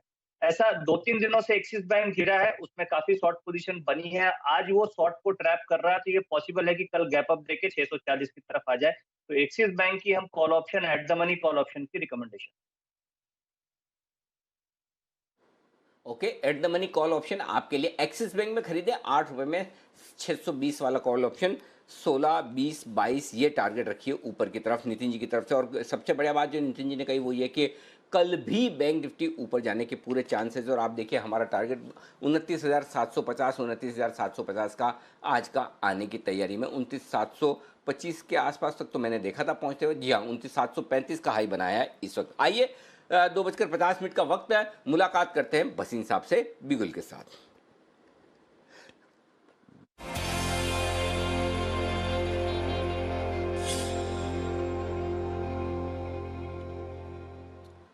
बताएं बसीन साहब। तो अनिल जी, कल के लिए BTSTT 2 कॉल हैं। एक तो मेरा फेवरेट बैंक है और बैंक आउट परफॉर्म कर रहे हैं। इस बैंक को सबसे बड़ा फायदा होएगा जो अभी होल्डिंग कंपनी डिस्काउंट हुआ है। तो IDFC फर्स्ट लीजिए 36-25, 36-40, 35-40 का स्टॉप लॉस रखिए। This is headed to 39.5 to 40। और ये आपको पता है मेरा बहुत पहले से, मैं काफी देर से इस शेयर पे बुलिश हूँ। तो IDFC first would be the first buy, the other would be Mindtree. Mindtree 1412-14 लीजिए। Mindtree will be an outperformer. 1395 का स्टॉप लॉस, 1470 का टारगेट। ओके, ये है आपके लिए दो बेहतरीन कॉल। एक छोटा IDFC फर्स्ट बैंक में यहाँ पर खरीदारी करने की राय 36-50 के आसपास, 35-40 का स्टॉप लॉस, 39-50 और 40 ये दो टारगेट के लिए करनी है आपको खरीदारी। माफ कीजिएगा। माइंड ट्री ये आज सुबह किसी ने तो रिकमेंड किया था। हाँ, शायद सचिन जी ने किया था। नहीं, शर्मा साहब ने माइंड ट्री का कॉल ऑप्शन बोला था। बिल्कुल, शर्मा साहब ने सुबह VK शर्मा साहब की कल देर शाम की भी थी और आज भी गजब है। शर्मा साहब भी कमाल ही करते हैं। माइंड ट्री 1412 1414 में लीजिए। 1395 का स्टॉप लॉस, 1470 के टारगेट के लिए यहाँ आपको करनी है खरीदारी। परफेक्ट। तो ये है राय आपके लिए बसीन साहब की तरफ से दो बेहतरीन स्टॉक पर। आइए, अदानी पोर्ट तेजी है लगातार, आपको हमारे सारे एक्सपर्ट्स ने बताई, लेकिन क्या आपको पता है तेजी क्यों? नहीं ना। आइए, वरुण बता रहे तेजी क्यों है अदानी पोर्ट में। वरुण बताइए। देखिए अनिल जी, सबसे पहले तो इस स्टॉक में अच्छी खासी आज 5% के आसपास की तेजी देखने मिल रही है। उसका सबसे बड़ा कारण तो ये है कि जो माफ कीजिएगा, डाउ जोन्स का जो सस्टेनेबिलिटी इंडेक्स है उसमें कहीं ना कहीं इसको शामिल किया गया है। जो इमर्जिंग मार्केट सस्टेनेबिलिटी इंडेक्स है उसमें शामिल किया गया है। और करीब 250 कंपनी है जो रियल एस्टेट सेगमेंट में है, उसमें से इस कंपनी को 14वें पायदान पे रखा गया है। तो कहीं ना कहीं इस कंपनी के लिए ये एक बहुत बड़ी बात है। इसके अलावा अगर आप देखें तो कोविड की जो दिक्कतें हैं वो भी कहीं ना कहीं कम हो रही है। ओवरऑल पोर्ट के वॉल्यूम्स अगर आप देखें तो वहाँ बढ़ोतरी देखने मिल रही है। अक्टूबर में देश में जो पोर्ट के वॉल्यूम्स है उसमें मंथ ऑन मंथ अगर आप देखें तो करीब 9% के आसपास की बढ़ोतरी देखने मिली है। और अगस्त से लेकर अब तक वॉल्यूम्स में करीब 14.5% के आसपास का इजाफा देखने मिला है। तो जो सेक्टर है उसके हालात भी ठीक होते नजर आ रहे हैं। इसके अलावा Q2 FY21 में अगर आप देखें तो इस कंपनी के जो नतीजे थे उसमें भी कहीं ना कहीं सुधार देखने मिला है। नतीजे स्थिर रहे हैं, मुनाफा अनुमान से बेहतर देखने मिला है। मार्केट शेयर में भी रिकवरी हुई है, करीब 24% के आसपास ये पहुंच चुका है। और 6 महीने में शेयर में करीब 26% का रिटर्न इस चक्कर में देखने मिला है। तो अडानी पोर्ट निफ्टी का टॉप गेनर है, लेकिन पिछले कुछ समय से अच्छी खासी तेजी देखने मिल रही है। ट्रिगर्स मैंने आपको बता दिए हैं। बिल्कुल, तो अदानी पोर्ट्स टॉप गेनर है निफ्टी का। थोड़ी देर पहले बंसल जी से भी हम बात कर रहे थे, वो बता भी रहे थे कि 425 तक के लेवल्स की तैयारी अदानी पोर्ट्स आपको करते हुए दिख रहा है। चोपड़ा साहब, कोई कवरेज यहाँ पर पोर्ट्स, लॉजिस्टिक्स, इस पूरे स्पेस में एक ज़बरदस्त तेज़ी आई है। जो हम वैक्सीन के लिए डायग्नोस्टिक्स की बात कर रहे थे, डिस्ट्रीब्यूशन को लेकर भी काफ़ी सारे logistic stocks, transportation stocks focus में आए हैं। और साथ ही स्पेशली जो कोल्ड स्टोरेज फर्म्स हैं, कोई सी स्टॉक या स्पेस पर आप इंटरेस्ट ले रहे हैं इसमें? देखिए, अदानी पोर्ट्स मुझे लगता है कि इस बार चलना शुरू होगा तो हो सकता है वो लाइफ टाइम हाई की तरफ बढ़े, 450 भी जा सकता है। इसके अलावा एक और स्टॉक है ब्लू डार्ट, जो हमने इसमें बहुत अच्छी खासी गिरावट देखी थी। और मुझे लगता है कि ये एक ऐसी कंपनी होगी जो एक अच्छी बेनिफिशियरी होगी लॉजिस्टिक्स और मूवमेंट की, क्योंकि काफ़ी देखिए, अगर आप बात करें वैक्सीन की, जो कि बहुत ही नाजुक तरीके से उसको हैंडल किया जाएगा, जिसकी कोल्ड चेन टूटी तो शायद उसकी इफेक्टिवनेस और एफिकेसी दोनों खराब हो जाएगी। तो ये स्टॉक करीब करीब 5 से 6 हज़ार करीब चला करता था। और मुझे लगता है कि ब्लू डार्ट जैसी कंपनी, जो कि एक डिपेंडेबल कंपनी है और इनका काफ़ी अच्छी पकड़ है भारतवर्ष में, तो ब्लू डार्ट जैसी कंपनी अच्छा करेगी।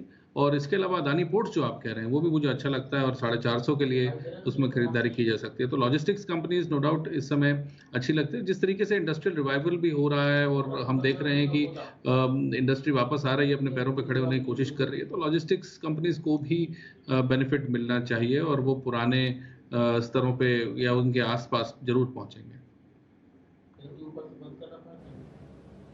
बिल्कुल, तो लॉजिस्टिक्स स्पेस पर नज़र रखिए और एक बड़ी मूव आती हुई दिख रही है लॉजिस्टिक्स और साथ ही कुछ और एसोसिएटेड एरियाज़ में जहां से आप एक्शन बनते हुए देख रहे हैं। एक्शन और भी कई सारे स्टॉक्स में है। एक स्टॉक है सेंचुरी टेक्सटाइल्स, पहले वायदा कारोबार का स्टॉक था, काफ़ी एक्टिवली ट्रेड होता था, अभी ट्रेडर्स रेडार पर उतना एक्टिव नहीं है, पर आज एक बड़ी मूव दिखा रहा है और 350 का लेवल पार किया है इस समय सेंचुरी टेक्सटाइल्स ने। कुणाल जी जरा चार्ट देखिए, 350 के पार सेंचुरी टेक्सटाइल्स, कैसा लग रहा है सर?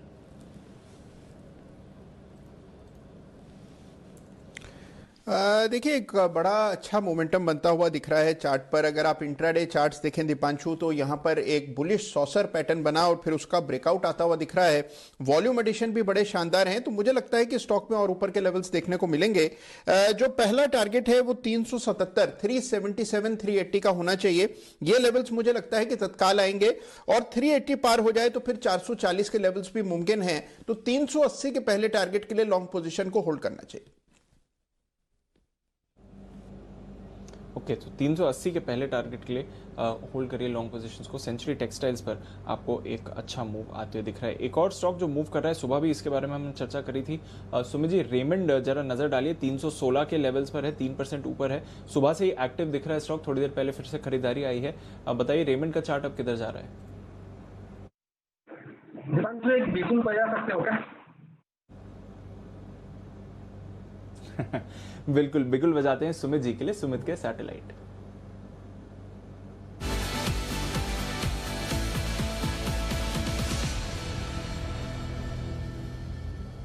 बताएं सुमित जी। दीपांशु, कोइंसिडेंस है, आपने जब पूछा तभी मेरे रडार में आया। और आप देखो ये टेक्सटाइल के पूरा सेक्टर के सारे स्टॉक्स के अंदर एक एक करके मोमेंटम देखने को मिल रहा है। अगर आपको याद हो तो रेमंड हमने नीचे में 280 के लेवल से दिया हुआ था 300 310 के टारगेट्स के लिए। अब ये स्टॉक उन लेवल्स के ऊपर आ चुका है। रेमंड के अंदर यहाँ से मोमेंटम अब स्टार्ट हो रहा है और ये स्टॉक यहाँ से एक अच्छी तेजी दिखाने को तैयार है। बहुत बड़े कंसोलिडेशन के बाद स्टॉक ने ब्रेकआउट दिखाया है। 200 डीएमए लेवल्स बहुत समय के बाद टूटा है, तो ये स्टॉक अब इजीली रुकने वाला नहीं है। ये हर छोटे मोटे डिप के बाद नए हाइज लगाएगा। अभी यहाँ पे रेमंड के अंदर खरीदारी करके चलने का सलाह रहेगा। नीचे में 305 का इसके अंदर स्टॉप लॉस लगाना है। ऊपर में मेरे को लग रहा है कि 330 का लेवल पहला टारगेट होगा और ये लेवल निकलते ही आने वाले दिनों में 360 रुपए तक के लेवल रेमंड के अंदर देखने को मिलेंगे। शॉर्ट टू मीडियम टर्म का नजरिया रखे, रेमंड के अंदर पोजीशंस बनाए, जिन्होंने बना रखी है वो होल्ड करें। 330 का इमीडिएट छोटा सा टारगेट है, वो टूटेगा और उसके बाद 350 से 360 के लेवल जल्दी ही आने वाले दिनों में देखने को मिलेंगे। तो रेमंड में खरीदारी करके चलने का सलाह रहेगा। नीचे में 305 के आसपास का स्टॉप लॉस लगाना है। ओके, तो ये है आपके लिए रेमंड पर खरीदारी करने के लिए राय सुमित जी की तरफ से। और काफ़ी मूवमेंट आ रहा है, टेक्सटाइल्स रियल एस्टेट दोनों का ही प्ले रेमंड मान सकते हैं और मूवमेंट आते हुए दिख रहा है। इस बीच कुछ अहम कमेंट्स आते हुए दिख रहे हैं जहां तक भारत में वैक्सीन के डिस्ट्रीब्यूशन और साथ ही वैक्सीन की खबरों को लेकर है। और ये आज प्रधानमंत्री मोदी की वर्चुअल बैठक भी हुई थी काफ़ी सारे स्टेट चीफ मिनिस्टर्स के साथ, वहाँ से कुछ कॉमेंट्स निकल कर आ रहे हैं। काम अंतिम चरण में है, तो ये एक बड़ी खबर है वैक्सीन को लेकर। और साथ ही आप देख रहे हैं कि इसके डिस्ट्रीब्यूशन के लिए काम चल रहा है, इसके प्रोक्योरमेंट के लिए काम चल रहा है। पीएम मोदी का ये बयान आया है जो आज उन्होंने वर्चुअल बैठक करी है चीफ मिनिस्टर्स के साथ, वहाँ से हम ये अहम कमेंट्स आते हुए देख रहे हैं। एस्ट्राजेनेका, फाइजर, ये दोनों स्टॉक्स फोकस में रहेंगे। सभी के लिए वैक्सीन उपलब्ध करने पर फोकस रहेगा सरकार की तरफ से, और किस फेज में डिस्ट्रीब्यूशन होगा, किस तरह से डिस्ट्रीब्यूशन होगा, उस पर फिलहाल काम चल रहा है। तो अंतिम चरण में है काम, ये एक बड़ी खबर आती हुई दिख रही है प्रधानमंत्री मोदी और चीफ मिनिस्टर्स की बैठक से। प्रधानमंत्री मोदी का बयान है ये, और अब देखेंगे कि अगला डेवलपमेंट क्या रहता है वैक्सीन के डिस्ट्रीब्यूशन को लेकर। बट डेफिनेटली एस्ट्राजेनेका, फाइजर, ये दोनों स्टॉक्स फोकस में आए हैं। हम देख भी रहे हैं कि इसके डिस्ट्रीब्यूशन पे जैसे अभी बात कर रहे थे, लॉजिस्टिक्स स्पेस एक और एरिया है जहां पर आपको इस पर नज़र रखनी पड़ेगी। तो खबर वैक्सीन को लेकर और फिलहाल आपकी स्क्रीन पर ये दिख रही है। मूवमेंट काफ़ी सारा है इस पूरे ही एरिया में। थोड़ी देर में आपको बताएंगे कि जो एस्ट्राजेनेका की वैक्सीन है वो स्पेशली भारत के लिए क्यों अहम है, ये भी जानना ज़रूरी है, क्योंकि इसी को लेकर जो आशा बनी हुई है बाज़ार में वो एक तरह से गेन्स को ड्राइव कर रही है। पर आगे चलते हैं और देखते हैं कि और कहां पर मार्केट में मूवमेंट फिलहाल हो रहा है। इस कमेंट पर तो ज़रूर नज़र रखिए कि फाइनल स्टेजेस में है वैक्सीन के तैयारी। आइए एक बार देवांशी भी हमारे साथ तैयार हैं और जानते हैं देवांशी के साथ। देवांशी, की कमेंट्स आ रहे हैं प्रधानमंत्री मोदी की तरफ से, स्पेशली ये जो एस्ट्राजेनेका की वैक्सीन है इसके बारे में बताइए, भारत के लिए इतनी अहम क्यों है? बिल्कुल दीपांशु, आप देखिए कल ही हमने देखा, आज फिलहाल आप कह रहे हैं कि मोदी जी की तरफ से ये काफ़ी अहम स्टेटमेंट्स आते हुए दिख रहे हैं और फिलहाल हम देख रहे हैं कि सारे पूरी देश में हम देख रहे हैं कि जो वैक्सीन है इसके डिस्ट्रीब्यूशन को लेके काफ़ी ज़्यादा चर्चा होती हुई दिख रही है। लेकिन कल जो अहम स्टेटमेंट्स हैं वो सीरम इंस्टीट्यूट के CEO की तरफ से आते हुए दिखे थे। 2 इंपॉर्टेंट कमेंट्स आते हुए दिखे। सबसे पहले तो ये वैक्सीन कब लॉन्च होती हुई दिखेगी, तो इनका यही कहना था कि जुलाई 2021 तक वैक्सीन के करीब 40 करोड़ जो डोज हैं वो तैयार होते हुए दिखेंगे। साथ ही उनका ये भी कहना था कि पहले जो हेल्थ केयर वर्कर्स है, प्रेग्नेंट लेडीज हैं, उनके लिए ये वैक्सीन अवेलेबल किया जाएगा, उपलब्ध होते हुए दिखेंगे, जो कि पॉजिटिव कमेंट्री आती हुई दिखी थी। साथ ही इनका ये भी कहना था कि भारत सरकार के साथ कंपनी लगातार बातचीत कर रही है करार करने के लिए कि कितने ज़्यादा डोसेस यहाँ पे आते हुए दिख सकते हैं। इसके अलावा इनका ये भी कहना था कि वैक्सीन भारत में किस तरह से डिस्ट्रीब्यूट किए जाएंगे और उसके बाद इंटरनेशनल मार्केट्स में सप्लाई करने की बात फिलहाल होती हुई दिख रही है। साथ ही प्राइसिंग को लेके ये दूसरा अहम मुद्दा होता हुआ दिख रहा है, क्योंकि अब तक अगर आप कोई प्राइसिंग देखें तो सबसे लोएस्ट प्राइसिंग जो है वो फिलहाल एस्ट्राजेनेका की तरफ से आती हुई दिख रही है। करीब 1000 रुपये में 2 डोज की फिलहाल बातचीत होती हुई दिख रही है। तो ये 2 बयान थे ये सीरम इंस्टीट्यूट के CEO की तरफ से आते हुए दिखे। अब क्यों ये वैक्सीन भारत के लिए या अपने मार्केट्स के लिए काफ़ी अहम है? अब तक भारत ने सिर्फ 2 वैक्सीन है जहां पे हमने देखा है कि इनकी निर्भरता है भारत की। सबसे पहले तो स्पुतनिक V, जहां पे डॉक्टर रेड्डी के साथ उन्होंने करार किया है, जो फेज 3 ट्रायल्स पूरा होने के बाद जब मंजूरी मिल जाएगी तो भारत में ये डिस्ट्रीब्यूट होते हुए दिखेंगे। और जो दूसरी निर्भरता भारत की है वो सीरम इंस्टीट्यूट पर बनती हुई दिख रही है। तो ये दोनों वैक्सीन हमारे लिए काफ़ी अहम है। बाकी जिस तरह से हम फाइजर वगैरह की बात करते हैं, ग्लोबल मार्केट्स को काफ़ी सहारा मिलता हुआ दिखेगा, लेकिन हमने करार अब तक नहीं किया है, आगे हो सकता है। लेकिन फिलहाल एस्ट्राजेनेका और साथ ही स्पुतनिक वैक्सीन को हम ट्रैक कर रहे हैं कि हमारे मार्केट्स के लिए ये काफ़ी अहम है और हमारे जितने भी केसेस बढ़ते हुए दिख रहे हैं इनके लिए ये दोनों वैक्सीन काफ़ी अहम बनते हुए दिख रहे हैं। दीपांशु, अहम वैक्सीन है, आशा है एस्ट्राजेनेका और साथ ही स्पुतनिक जो रशिया की तरफ से आई है वैक्सीन।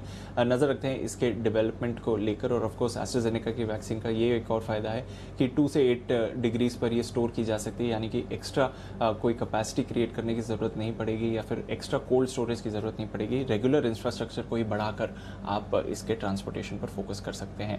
डॉक्टर रेड्डीज़ के बारे में भी बात करी देवांशी ने। सुमित जी, आज सुबह आपका पिक ऑफ द डे भी था डॉक्टर रेड्डीज़। एक बार जरा कॉल दीजिए अगर किसी ने सुबह खरीदारी की हो डॉक्टर रेड्डीज पर, क्या करना चाहिए सर? चार्ट सिस्टम में क्या बता रहे हैं?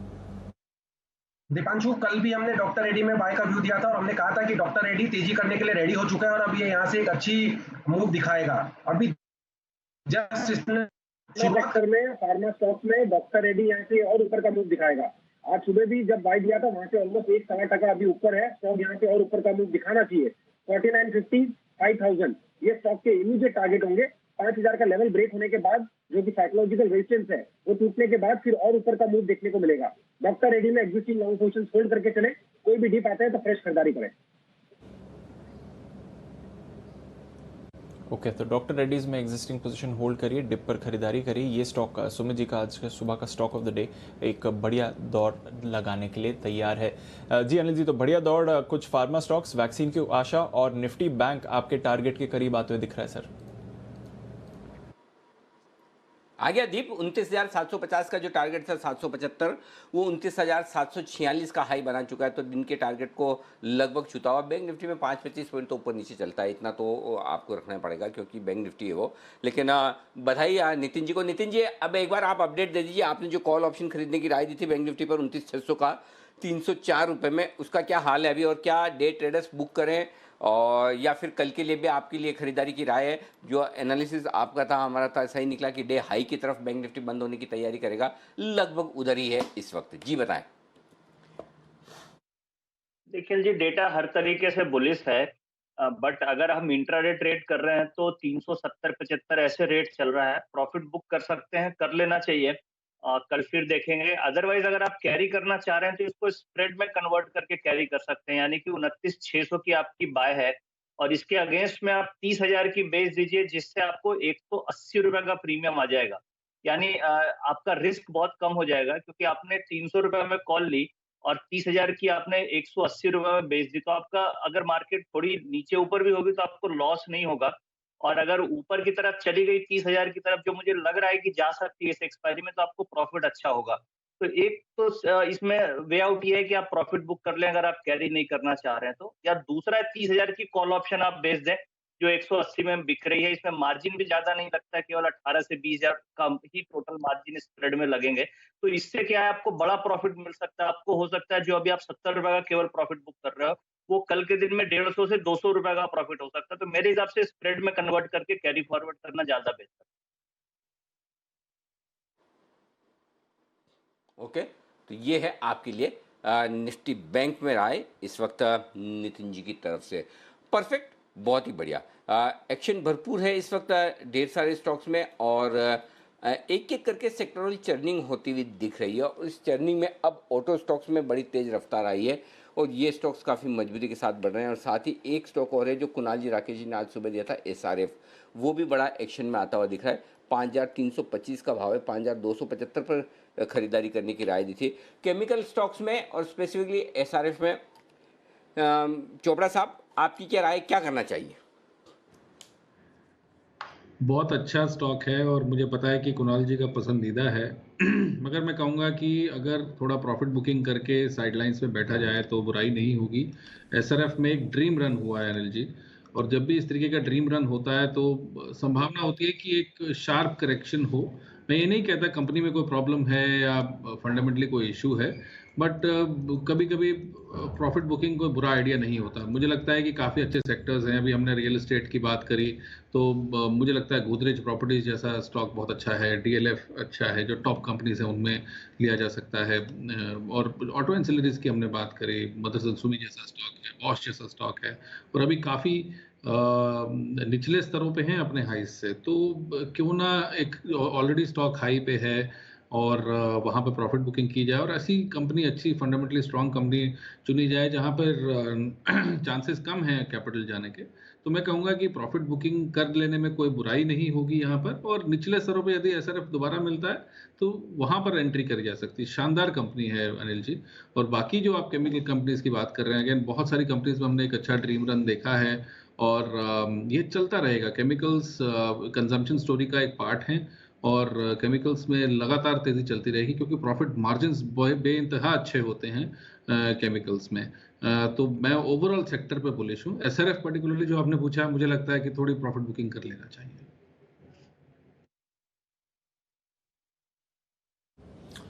बिल्कुल, SRF शानदार कंपनी है और बढ़िया गेंस भी दिखाए हैं, लाइफ हाई पर ट्रेड कर रही है। थोड़ा डिप आए तो आप दोबारा यहाँ पर पोर्टफोलियो में ऐड करने के लिए सोच भी सकते हैं, बट मूवमेंट शानदार रहा है SRF के लिए। डाउ फ्यूचर्स और तेज़ी पकड़ते हुए अब 1% का उछाल है डाउ फ्यूचर्स में, 350 अंक ऊपर डेज हाई पर डाउ फ्यूचर्स भी इस समय ट्रेड कर रहे हैं। हिंडाल्को यहाँ पर हम देख रहे हैं सुबह से एक्शन आ रहा है। वागले साहब, एक बार आपसे हिंडाल्को पर राय लेनी थी सर, क्या करना चाहिए? चार्ट पर 225 के ऊपर गया है इस समय।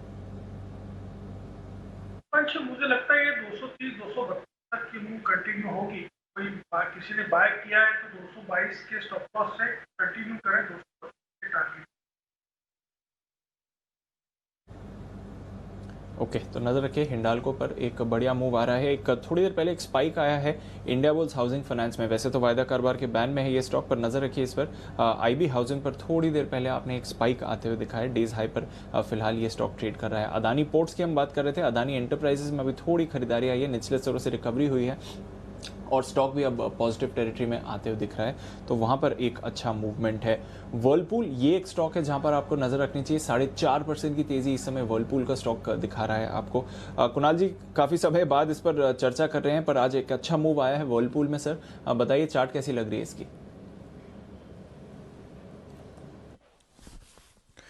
देखिए वर्लपूल का अगर आप चार्ट देखें दीपांशु, तो इस स्टॉक में हमने एक बड़ा ब्रेकआउट आज के ट्रेड में आते हुए देखा है, लेकिन मुझे एक सामने बड़ी अहम रेजिस्टेंस नजर आ रही है और ये रेजिस्टेंस जो है ये लगभग 2300 रुपए के आसपास है। अभी 2250 रुपए का भाव है, 50 रुपया ऊपर एक बड़ा रेजिस्टेंस है और ये लेवल तुरंत पार होगा इसकी थोड़ी संभावना कम दिखती है। अगर ये स्टॉक 2300 के ऊपर निकल गया, एक डिसाइसिव क्लोज देने में समर्थ रहा, तो फिर मुझे लगता है दीपांशु वापस से जो भी इसके लाइफ टाइम हाई है 2550 रुपए के, वो आपको आते हुए दिखेंगे। तो मेरी राय में अब खरीदारी करें 2300 के ऊपर, फिलहाल वेट एंड वॉच करने की राय। ओके तो ये है आपके लिए वर्लपूल में खरीदारी। बड़े दिनों बाद इस स्टॉक का जिक्र हुआ, नहीं तो आजकल है ना ये तेजी के मार्केट में इन्वेस्टमेंट वाले स्टॉक्स का जिक्र ही नहीं होता, सारे ट्रेडिंग वाले स्टॉक्स ही मार्केट में डिस्कस हो रहे हैं। चलिए आइए बढ़ते हैं आगे और उन स्टॉक्स पर करते हैं डिस्कशन जो 6 बैन में है और जो बाकी आने की तैयारी में है, निकलने का मौका देख रहे हैं। तो चलिए बैन से बेनिफिट, आशीष हमारे साथ है तैयार।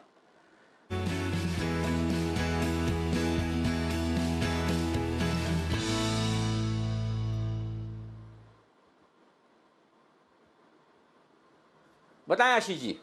अनिल जी 6 स्टॉक फिलहाल बैन में, 2 निकलने का प्रयास कर रहे हैं। सबसे पहला नाम आता है इंडियाबुल्स हाउसिंग फाइनेंस। यहाँ पर मार्केट वाइड पोजीशन लिमिट जो है 81% है, तो पूरी संभावना है कि इंडियाबुल्स हाउसिंग फाइनेंस तो निकल ही जाएगा। इसके अलावा अगर आपको फोकस करना है तो बैंक ऑफ बड़ौदा पर भी नजर रखनी होगी, क्योंकि 84% है मार्केट वाइड पोजीशन लिमिट। ये पूरी संभावना दिखा रहा है कि ये भी स्टॉक जो है बैन से बाहर निकल जाएगा। इसके अलावा अगर देखें तो टाटा मोटर्स 112% है मार्केट वाइड पोजीशन लिमिट, 95% के ऊपर जाती है तब स्टॉक बैन में आता है। तो टाटा मोटर्स और दूसरा नाम है आरबीएल बैंक, यहाँ पर करीब 112% है। तो 2 नाम जो है वो फ्रेश एंट्री में होते हुए नजर आएंगे और 2 जो स्टॉक हैं वो बैन से बाहर निकलेंगे। तो टाटा मोटर्स और आरबीएल बैंक ये तो पक्के घुस ही जाएंगे। डीएलएफ भी चांस है निकलने में, आप बोल रहे हो आईबुल हाउसिंग का चांस पक्का है, बाहर आ जाएगा। और कौन सा है दूसरा? आईबुल हाउसिंग और bank of Baroda Anil ji 84% market wide. Okay Ibull housing bank of Baroda, ठीक है परफेक्ट। तो ये है आपके लिए बैन से बेनिफिट पर राय इस वक्त आती हुई। आइए और एक और स्टॉक जिसका जिक्र थोड़ी देर पहले दीप कर रहे थे और जो सुबह आज सुमित जी, मैंने आपको सुबह भी बोला था, सुमित जी देखो आप है ना एक तो मेरी बात सुनते नहीं हो। मैं सुबह बोला था आप आज 10 कॉल दो, आपने माना नहीं। पहले तो उद्घाटन ही आपने पहली कॉल का इतने लेट किया। अब आप देखो आपका pick of the day doctor Reddy's 4900 पार कर गया, दिन के हाई पॉइंट पर है, भागे जा रहा है। अभी भी मौका है, मैं बोल रहा हूँ अभी भी 10-15 मिनट बचे हैं, जो करना है कर लो और एक बार डॉक्टर रेड्डीज के टारगेट और स्टॉप को रिवाइज कर दो। जी अनिल जी आपकी बात पूरी एकदम मानते हैं और अभी तो 10-15 मिनट बचे, मैं देखता हूँ कोई कॉल बनता है तो, नहीं तो मैं पक्का अगली बार 10 कॉल निकालूंगा। अब अनिल जी जहाँ तक डॉक्टर रेड्डी का सवाल है, डॉक्टर रेड्डी अभी यहाँ से और रफ्तार दिखाने को तैयार है। डॉक्टर रेड्डी मैंने पहले भी कहा है कि रेडी हो चुका है एक अच्छी और बड़ी तेजी के लिए। 4950 5000 इसके इमीडिएट टारगेट है, जो कि बहुत छोटे टारगेट है। 5000 का लेवल जैसे ये ब्रेक करेगा तो 5150 से 5200 रुपए तक के लेवल डॉक्टर रेड्डी में देखने को मिलेंगे। तो इस स्टॉक में बिल्कुल खरीदारी करके चले, होल्ड करें। नीचे में स्टॉप लॉस को रिवाइज करें, 4810 4880 के आसपास का लगाएं। 5000 का इमीडिएट टारगेट, फिर 5150 के लेवल देखने को मिल सकता है। बिल्कुल, तो कन्विक्शन कॉल है सुमित जी की तरफ से। डॉक्टर रेड्डीज 5000 के ऊपर जाने की तैयारी में ये स्टॉक दिख रहा है। वागले साहब, फार्मा में एक्शन है, औरोबिंदो फार्मा, डॉक्टर रेड्डीज की आज बात हुई, सन फार्मा में भी थोड़ा मूवमेंट आते हुए दिख रहा है। क्या सन फार्मा नेक्स्ट है जहां तक स्टॉक्स पे ट्रेड आना चाहिए? कोई बीटीएसटी कॉल बनेगी सन फार्मा पे सर? पोजिशनल कॉल तो बनेगी क्योंकि इसमें मुझे स्ट्रेंथ दिखाई दे रही है। इस तरह से इधर ये लेवल पे आता है और फिर रैली फिजल आउट जाती है। मुझे लगता है आज ये निकलने को तैयार है, को लेना है। मैं सिर्फ कल मॉर्निंग के लिए तक का व्यू नहीं दूंगा, मुझे लगता है ये 560 तक का मेरा टारगेट होगा। 500 का टॉप तक का टारगेट, टाइम फ्रेम 2 से 3 दिन में भी 4 दिन। ओके, तो on a more positional basis Sun Pharma पर मूव आते हुए दिख रहा है। नजर रखिए स्टॉक पर 550-560 के लेवल्स आपको इस पर आते हुए दिख सकते हैं थोड़े टाइम में। कोरोमंडल इंटरनेशनल यहाँ पर थोड़ा एक स्पाइक आते हुए दिखा है, तो नजर रखिए स्टॉक पर मूवमेंट आ रहा है। कुणाल जी, कोरोमंडल पर कुछ मूवमेंट आ रहा है, कुछ इंटरेस्टिंग है सर?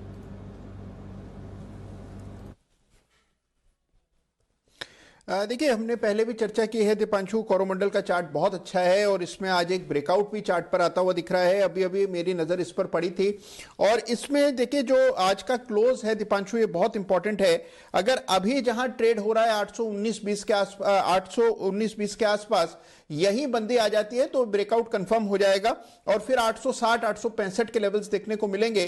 तो कोरोमंडल चार्ट पर बहुत दमदार है। अगर आज 819 का बंदी आती है बिल्कुल बाय करके जाना चाहिए। ओके, तो ये ज़रूर बाय करके जाना चाहिए, ये आपकी व्यू है कोरोमंडल इंटरनेशनल का। देखिए एक्शन इस पर बनते हुए दिख रहा है। रिलायंस इंडस्ट्रीज़ पर एक मूव आया है, नज़र रखिए उस स्टॉक पर। पीरामल एंटरप्राइजेस पर हम खरीदारी आते हुए देख रहे हैं। इन दोनों स्टॉक्स पर अभी पिछले 5-7 मिनटों में आपने फ्रेश मूव आते हुए देखा है। स्टील अथॉरिटी वैसे बैन में है, यहाँ पर भी एक्शन आया है। और औरोबिंदो फार्मा, जिसके बारे में आज हम सुबह से बात कर रहे थे, इस पर एक स्पाइक आते हुए दिख रहा है। डेज हाई पर औरो फार्मा है, 4% की तेजी उस पर बनी हुई है। तो आइए क्लोजिंग से पहले एक बेहतरीन कॉल आ रहा है अनिल जी की तरफ से, बिगुल कल के 2000।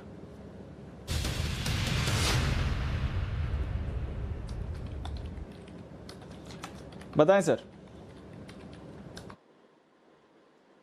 दीप, जैसा भी आप बात कर रहे थे कि एनबीएफसीज में आग लगी है, बहुत ज़बरदस्त तेजी होती दिख रही है और मेरा अगला स्टॉक कल के 2000 के लिए है पीरामल ही। 1430 रुपये के आसपास ये स्टॉक ट्रेड कर रहा है। मुझे लगता है यहाँ से एक बढ़िया तेजी बनने के लिए तैयार है और कल सुबह ये गैप से ऊपर खुलने के लिए भी तैयार होता हुआ दिख रहा है। तो पीरामल एंटरप्राइजेज यहाँ पर खरीदारी करके चलें आप, और थोड़ा अगर 15-20 रुपये नीचे मिले तो और ख़रीदिए, इसे एक्यूमुलेट कीजिए। ऊपर की तरफ पहला छोटा टारगेट है वो है 1450 के आसपास का, आज के हाइज के आसपास का। दूसरा टारगेट 1470 और तीसरा टारगेट 1500 रुपये तक का कल के लिए आपको लेकर चलना चाहिए। तो पीरामल एंटरप्राइजेज एक्सपायरी के ठीक पहले बेहतरीन शॉर्ट कवरिंग और फ्रेश खरीदारी के लिए तैयार होता हुआ दिख रहा है। तो ये स्टॉक मेरे रडार पर आ रहा है। और एनबीएफसी में जो आपको एनबीएफसी समझ में आए, जहां आपका कंफर्ट बने, वहां पर आपको खरीदारी करनी चाहिए। तो यहाँ पर भरपूर एक्शन बनने की तैयारी में है माफ़ कीजिएगा। और पीरामल और स्टॉप लॉस पीरामल का आपको रखना है 1405 के आसपास का। वो इसलिए मैं बोल रहा हूँ कि अगर 1430 के आसपास रह रहे हैं, 1415-20 के आसपास आए तो और ऐड कीजिए। 1405 का स्टॉप लॉस रखिए। 1450, 1470 और 1500, ये 3 टारगेट के लिए आपको पीरामल में करनी है खरीदारी। ये स्टॉक बहुत बहुत बहुत ही बढ़िया और बहुत ही मजबूत नज़र आ रहा है ये चार्ट पर। तो ये यहाँ पर खरीदारी करने के लिए आए। वागले साहब से एक बार इस पर कॉल लेना चाहता हूँ, क्योंकि वागले साहब की एक्सपर्टाइज है। जो स्टॉक बड़े मूव देते हैं, 2-3-4% बढ़ने के बाद वागले साहब जिन स्टॉक्स को पकड़ते हैं उनको चलने में टाइम बहुत कम लगता है। तो वागले साहब जरा एक बार आप मेरे लिए पीरामल के चार्ट देखकर बताइए, क्या यहाँ पर कल के लिए खरीदारी करने का इरादा ठीक है ना? जी, एक रेजिस्टेंस पार करने की तैयारी है। 1445 का लेवल है, वो अभी 1441 है। अगर ये क्रॉस कर देता है तो 30 से 40 रुपए की मूव आनी चाहिए। 1482 के लेवल तक ये स्टॉक जा सकता है।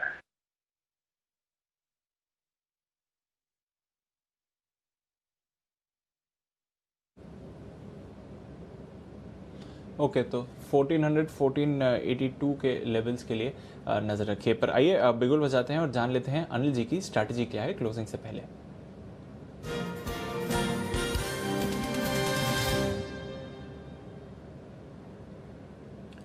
सर, बेहतरीन एक्शन जो ग्लोबल मार्केट्स में है वो बरकरार है। लास्ट लेवल जो डाउ का चेक किया था वहीं पर है। 265 अंकों की तेजी डाउ फ्यूचर्स इस समय दिखा रहे हैं सर, और साथ ही यूरोप के बाजार तेजी में, नैस्डैक फ्यूचर्स भी ऊपर ही हैं। बताएं सर, क्या करके जाना चाहिए? 29,800 का बैंक निफ्टी का कॉल ऑप्शन खरीद के जाइए। 30,000 का अगर आप बेचना चाहें तो एक बेच सकते हैं, नहीं तो 30,200 का कॉल ऑप्शन सामने बेच दें ताकि आपकी हेजिंग हो जाए। और नहीं तो 29,800 का एक कॉल ऑप्शन आपको खरीद के जाना चाहिए। 13,050 का in the money bank Nifty का कॉल ऑप्शन खरीद के जाना चाहिए और 13,200 का बेच कर जाना चाहिए। सिंपल दीप, एक सेंटेंस में आपको दोनों चीज़ बता दी, पूरा क्लियर कट कॉल दे दिया। मुझे लगता है बैंक निफ्टी कल 30,000 के पार निकलने को तैयार है और अब इसका अगला टारगेट जो बनेगा मेरे हिसाब से वो 30,450 के आसपास का बड़ा टारगेट बनेगा। बीच का टारगेट एक छोटा जो बनेगा वो 30,150 30,250 का बनेगा। एक्चुअली मैं पिछली बार ही 30,000 के टारगेट के लिए मैं याद करके आया था, सारे लेवल लिख के भी आया था, लेकिन उस समय ना 29,784 से घूम गया। आज 29,784 पार भी किया है। ये 29,784 हुआ था 18 नवंबर को। 18 नवंबर के बाद आज वापस उसको पार किया है और ये आप देखिए 23 मार्च के बाद का बैंक निफ्टी का हाईएस्ट लेवल है। भले ठीक है भाई, बैंक निफ्टी रिकॉर्ड नहीं बना रहा, कोई बात नहीं, 32,600 का लाइफ टाइम हाई है, उसके पार निकलेगा तब देखेंगे, लेकिन अपना मार्च के बाद का तो हाईएस्ट लेवल बैंक निफ्टी ने छुआ ही है। तो बैंक निफ्टी मुझे लगता है कल के लिए भी कमाल करेगा और निफ्टी भी आपको इन द मनी 13,050 का कॉल ऑप्शन लेना है, 13,200 का बेचना है, 29,800 का लेना है, 30,200 का बेचना है। ये है आपके लिए क्लियर कट दोनों ही कॉल्स आपके लिए। जी दीप। बिल्कुल, तो स्प्रेड बनाकर जाइए और बाजार पर तेजी का माहौल है, देखते हैं कल कैसा एक्शन रहेगा, बट पॉजिटिव ही मोमेंटम है। आइए जल्दी से क्लोजिंग से पहले स्वागत करते हैं जय ठक्कर का कैश का ऑप्शन के लिए।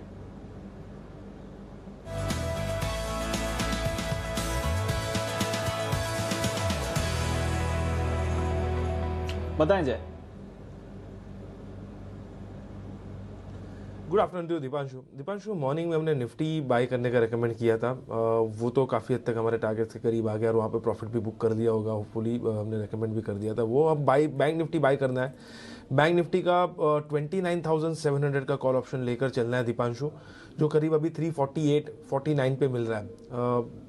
29,700 का बैंक निफ्टी का 26 नवंबर की एक्सपायरी का ही परसों का खरीद कर चलना है। 349 के आसपास, 48-49 के रेंज में इसका स्टॉप लॉस नीचे में प्लेस करना है 223 का, 223 का एक स्टॉप लॉस मेंटेन करें आप। पहला टारगेट जो बन रहा है वो है 480 का, दूसरा टारगेट बन रहा है 510 का, सेकंड टारगेट थोड़ा कम है दीपांशु। कारण ये है कि अगर आप ये सीरीज में देखो तो सबसे ज़्यादा ओपन इंटरेस्ट 30,000 पे है, बट ये मुझे ऐसा लग रहा है कि जो हिसाब से आज एक रिवर्सल देखने मिला है बैंक निफ्टी में, 30,000 तक के लेवल्स हमें बैंक निफ्टी में देखने मिल सकते हैं और वो उतना हो जाता है तो इसका वैल्यूएशन करीब करीब मैं देख रहा हूँ 510 तक का बन रहा है। कल तक वो हो जाता है तो उसके ऊपर अगर निकलता है 30,000 के ऊपर तो डेफिनेटली एक बहुत ही बड़ा ब्रेकआउट हमें देखने मिलेगा। But then bank Nifty risk reward perspective काफ़ी अच्छा लग रहा है, मुझे ऐसा लग रहा है कि ये कैचअप करेगा निफ्टी की रैली को। ओवरऑल स्पॉट लेवल्स पे भी अगर आप देखें तो 29,600 पे काफ़ी एक अच्छा बेस शिफ्ट हो गया है, जो आफ्टरनून शो में मैंने आपसे एक बैंक निफ्टी में बाय रेकमेंड दिया था, तभी मैंने कहा था कि करीब करीब 29,200 का एक सपोर्ट बन रहा है, बट इमीडिएटली अब 29,600 का बन रहा है। सो इतना क्लोज है सपोर्ट तो डेफिनेटली लॉन्ग कर जाना ही चाहिए। सो इसीलिए बैंक निफ्टी पर इंडेक्स में कॉल है। एक और कैश पे पर स्टॉक है, इक्विटी पे भी एक मैं कहूँगा कि रिकमेंडेशन है दीपांशु, इफ यूर ओके तो वहाँ पे भी दे दो। बिल्कुल जय, 4 मिनट बाकी हैं क्लोजिंग के लिए, जल्दी से बताइए जैकपॉट शेयर कौन सा है। बिल्कुल, फार्मा स्पेस काफ़ी अच्छा लग रहा है। इनफैक्ट मैंने आफ्टरनून शो में लुपिन पे एक बाय रिकमेंडेशन दिया ही था दीपांशु, बट अब मुझे ऐसा लग रहा है कि डॉक्टर रेड्डीज में भी बहुत ही क्लियर ब्रेकआउट हमें देखने मिल रहा है, तो इसका 49.50 के स्ट्राइक का एक कॉल ऑप्शन हम खरीद कर चल सकते हैं, जो अभी 65-66 के आसपास मिल रहा है। फिर 65-66 के आसपास डॉक्टर रेड्डीज का 49.50 का एक कॉल ऑप्शन मिल रहा है, इसको लेकर चलना है। इसको स्टॉप लॉस हम थोड़ा दूर रखेंगे 38 रुपये पे, बट टारगेट भी बहुत ही अच्छे बनकर आ रहा है। पहला टारगेट जो बनकर आ रहा है वो है 98 का, दूसरा टारगेट बन रहा है 112 का। 98 एंड 112 ये दो टारगेट्स के लिए आप 49.50 का डॉक्टर रेड्डीज का कॉल ऑप्शन खरीद कर चले। मुझे ऐसा लग रहा है 5050 से लेके 5100 तक के लेवल्स हमें एक्सपायरी तक ये स्टॉक में डॉक्टर रेड्डीज में देखने मिल सकते हैं। स्टॉप लॉस क्या रहेगा जय? 38 का। ओके, तो 38 का स्टॉप लॉस है, डॉक्टर रेड्डीज का 49.50 का आपको कॉल खरीदना है और साथ ही बैंक निफ्टी 29,700 का कॉल खरीदना है। ये दोनों आपके लिए कॉल्स आ रही हैं जय ठक्कर की तरफ से। इस बीच क्लोजिंग से पहले वेदांता के चेयरमैन अनिल अग्रवाल साहब का एक बयान आ रहा है। अभी थोड़ी देर पहले अनिल जी ने आपको वेदांता पर खरीदारी की भी राय दी है। कल के 2000 के लिए कुणाल जी की बर्थडे गिफ्ट है और एक थोड़ी पोजिशनल व्यू भी है। नेचुरल गैस की क्षमता को बढ़ाने का फोकस करने वाले हैं, एक ऑयल एंड गैस एक्सप्लोरर भी है वेदांता।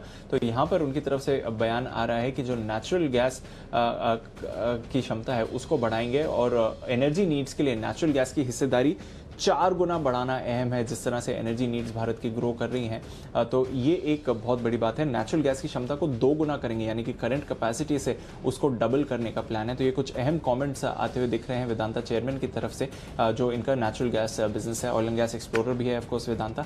तो यहाँ से एक बड़ी आपको ट्रिगर लेना चाहिए कि आगे डिमांड में 4 गुना बढ़त होने वाली है और कंपनी इस समय आपको अपनी क्षमता को डबल करने की तैयारी में है। स्टॉक 2.5% की तेजी पर है, दिन के हाई पॉइंट पर है। अनिल जी का यहाँ पर टारगेट 120, 125, 128 का है, जहाँ पर आपको रखनी है नजर। आइए क्लोजिंग की तरफ बढ़ते हैं और एक शानदार एक्शन रहा बाजारों में। पहली बार 13,000 के ऊपर निफ्टी गया है और होल्ड कर रहा है। यही नहीं, डेज हाई पर आपको निफ्टी, बैंक निफ्टी दोनों पर ही क्लोजिंग आती दिख रही है। जो 2 लेवल्स अनिल जी ने आज सुबह आपको दिए थे वहीं पर आप देख रहे हैं कि एक्शन आ रहा है इस समय। सेंसेक्स नया हाई, यहाँ पर भी 500 पॉइंट की तेजी के साथ सेंसेक्स भी क्लोजिंग के लिए तैयार है।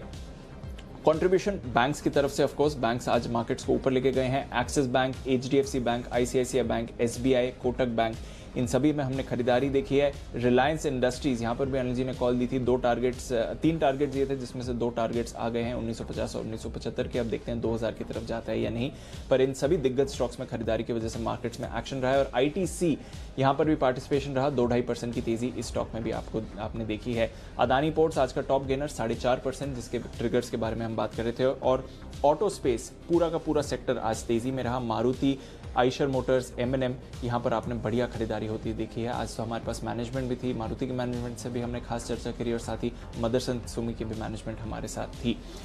टाइटन यहाँ पर थोड़ा पार्टिसिपेशन कम रहा। HDFC थोड़ी सी गिरावट यहाँ पर आई 1.5% की, साथ ही गेल, भारती एयरटेल, ONGC इन स्टॉक्स ने पार्टिसिपेट नहीं किया। 10 निफ्टी स्टॉक्स नेगेटिव में क्लोज हो रहे हैं, बट ऑफ कोर्स एक बढ़िया स्ट्रेंथ दिखाई है कुछ दिग्गजों ने, जिससे वजह से बाजार ऊपर गए हैं। वायदा कारोबार में बात करें तो बॉश सरप्राइज मूवर रहा, 6% की, यहाँ पर 8%, 9% की तेजी आपने देखी है। हाई बीटा फाइनेंशियल्स में RBL bank, M&M finance, Shriram transport finance, Piramal enterprises जहाँ पर अभी एक थोड़ा मूव आते हुए दिखा, इंडिया बुल्स हाउसिंग, इन सभी स्टॉक्स पर आपने बढ़िया एक्शन बनते हुए देखा है। SRF फ्रेश लाइफ है, यहाँ पर नजर रखिए, 3.5% की तेजी के साथ क्लोज हो रहा है। बायोकॉन, जिस पर अभी भसीन साहब आपको बाय कॉल देकर गए हैं, वहाँ पर भी ज़बरदस्त एक्शन रहा। Jubilant food, Apollo hospitals, ACC, Muthoot, यहाँ पर आपने थोड़ी मुनाफा वसूली देखी है। IDFC फर्स्ट बैंक, यहाँ पर भी गिरावट थी। TVS Motors, Titan, Ambuja cements, Colgate और बालकृष्ण इंडस्ट्रीज, यहाँ पर भी थोड़ी मुनाफा वसूली हुई। बट अनिल जी, पहली बार 13,000 के ऊपर निफ्टी, पहली बार 13,000 के ऊपर की क्लोजिंग देता हुआ बाजार, 150 पॉइंट की तेजी डेज हाई पर क्लोजिंग होती हुई निफ्टी और बैंक निफ्टी ऑलमोस्ट 28,000 के लेवल पर प्रोविजनल क्लोजिंग देता हुआ सर। तो जबरदस्त एक्शन एक्सपायरीज के 2 दिन पहले सर। बिल्कुल दीप, और जैसी उम्मीद थी वैसा ही एक्शन होता हुआ दिखा भी है और दिन के हाईएस्ट लेवल पर जाकर बाजार बंद होते हुए नजर आए। जैसा कि हम अंदाज लगा रहे थे 2 बजे जब शो की शुरुआत की कि दिन के हाईएस्ट लेवल पर बंद होने की तैयारी में, लेकिन हमारे सारे पैनल के एक्सपर्ट्स को एक साथ दिखाएं और मैं एक सवाल आपसे पूछना चाहता हूं आप सब लोगों से। 3 डिजिट आपके सामने मैं बोलूँगा और आपको बताना है इस 3 डिजिट की सिग्निफिकेंस क्या है। 3 डिजिट बोल रहा हूँ, अरे बंसल जी सामने देखो, 5, 9 और 4। किसी को आइडिया है इन 3 डिजिट का क्या है सिग्निफिकेंस है? कोई बता सकता है? टाटा स्काई अनिल जी, चलिए कोई बात नहीं, एक साथ 594। अब ज्यादा अनिल जी टाटा स्काई। सुमित जी क्या बात है, वाह सुमित जी आप तो एकदम मतलब कमाल के लिए। तो अब सुमित जी ये जो आपको याद है ना 594 की जी बिजनेस का जो नंबर है 594, भूल जाइए, बिल्कुल भूल जाइए। अरे ये नंबर भूलना है, जी बिजनेस को नहीं भूलना है, क्योंकि अब आपको याद करना है नया नंबर और वो है राउंड फिगर में 590, 590। जी हाँ, 27 तारीख से शुक्रवार को अब जी बिजनेस टाटा स्काई पर होगा 590 पर। टाटा स्काई पर चैनल्स के नंबर चेंज हो रहे हैं, तो मैंने कहा याद दिला दूं, याद करा दूं। अब आप अगर टाटा स्काई पर जी बिजनेस को देखते हैं तो 590, 590 नंबर, इसको याद कर लीजिए, रट लीजिए, या एक ही बार करना है, बाद में तो अपने आप ये मतलब याद तो उसको करना पड़ता है जिसे याद करने की ज़रूरत हो, जो दिल में रहता है उसे क्या याद करना। तो ये तो चैनल और हमारे सारे एक्सपर्ट्स आपके दिल में और आप हमारे दिल में, तो बस 590 नंबर ये नोट कर लीजिए और बस फिर तो आदत ही पड़ जाएगी धीरे धीरे। देखिए आप 594 भूल जाएंगे, 590 याद रहेगा। तो 590 नंबर ये 27 नवंबर से हमारे टाटा स्काई पर ये चैनल का नंबर चेंज होने जा रहा है। अच्छा, अब एक और इंटरेस्टिंग चीज़ हम आपके लिए करने जा रहे हैं, वो देखिए कमोडिटी पर एक वेबिनार बहुत इंटरेस्टिंग होने जा रहा है, तो आप है ना ये मिस मत कीजिएगा। ये बहुत इंटरेस्टिंग वेबिनार है। अगर आप सोने चांदी में इन्वेस्ट करना चाहते हैं तो MCX पर आपके लिए ढेर सारे ऑप्शंस हैं, ढेर सारे मतलब बहुत सारे, और इसमें रिस्क भी है बहुत कम। नहीं तो जनरली होता है ना सोने चांदी में इन्वेस्टमेंट के रिस्क है, गुम गया, नकली आ गया, मिलावट है, ये 50 झंझट है। तो आपके लिए किस तरह से सोने चांदी में इन्वेस्टमेंट बेहतर करना है और रिस्क कैसे कम करनी है, तो सारे ट्रेडर्स, इन्वेस्टर्स, हाउसवाइफ्स, गृहिणियाँ, कामकाजी महिलाएं सब मिलकर देखें, क्योंकि MCX IPF investor protection fund के साथ जी बिजनेस मिलकर एक खास वेबिनार का आयोजन कर रहा है। बुलियन डेरिवेटिव्स, कम रिस्क, सही निवेश, बुधवार को 1 बजे से लेकर 2:30 बजे तक। बुधवार मतलब कल ही है, हाँ, बुधवार मतलब ऐसा मत समझना अगला बुधवार, कल ही है 1 से 2:30 बजे तक। और हमारे कमोडिटी एडिटर मृत्युंजय आप रहेंगे कल इस पूरे वेबिनार में। आप भी इस वेबिनार में हिस्सा ले सकते हैं, और इस वेबिनार के लिए फीस आपको जो देनी है वो मैं आपको बता दूं। अरे आपसे फीस लेंगे क्या बात कर रहे हैं, कोई फीस नहीं, इस फ्री।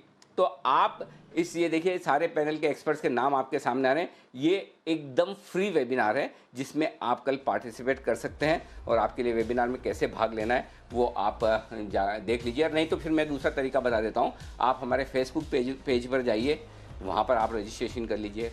आप हमारे ट्विटर हैंडल पर जाइए, वहाँ पर रजिस्ट्रेशन कर लीजिए। रजिस्ट्रेशन की छोटी सी फॉर्मेलिटी करनी है, बस जुड़ जाइएगा। तो दिग्गजों का पूरा पैनल होगा आपके लिए, जो आपको आसान भाषा में समझाएगा कि कम रिस्क के साथ सोने में निवेश कैसे करें।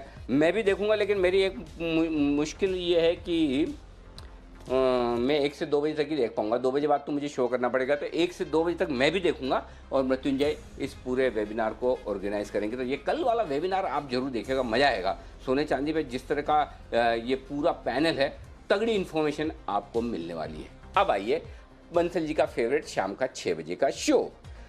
ओके बंसल जी, आज हमने शो का नाम बहुत तगड़ा रखा है, अंतिम प्रहार, वैक्सीन तैयार। ये है आज शाम का शो। और इस शो में क्या है कि कोरोना से जो हमारी लड़ाई वो अंतिम दौर में चल रही है। आज PM मोदी साहब ने सारे CMs के साथ मीटिंग की, जायज़ा लिया, इलाज, वैक्सीन, ट्रांसपोर्टेशन बढ़ रहा है उसका, ये सारी चीज़ें डिस्कस हुई है। किस तरह से सरकार डिस्ट्रीब्यूट करेगी, पहले किसको देना है, बाद में किसको देना है, राज्यों को क्या करना है, केंद्र क्या करेगा।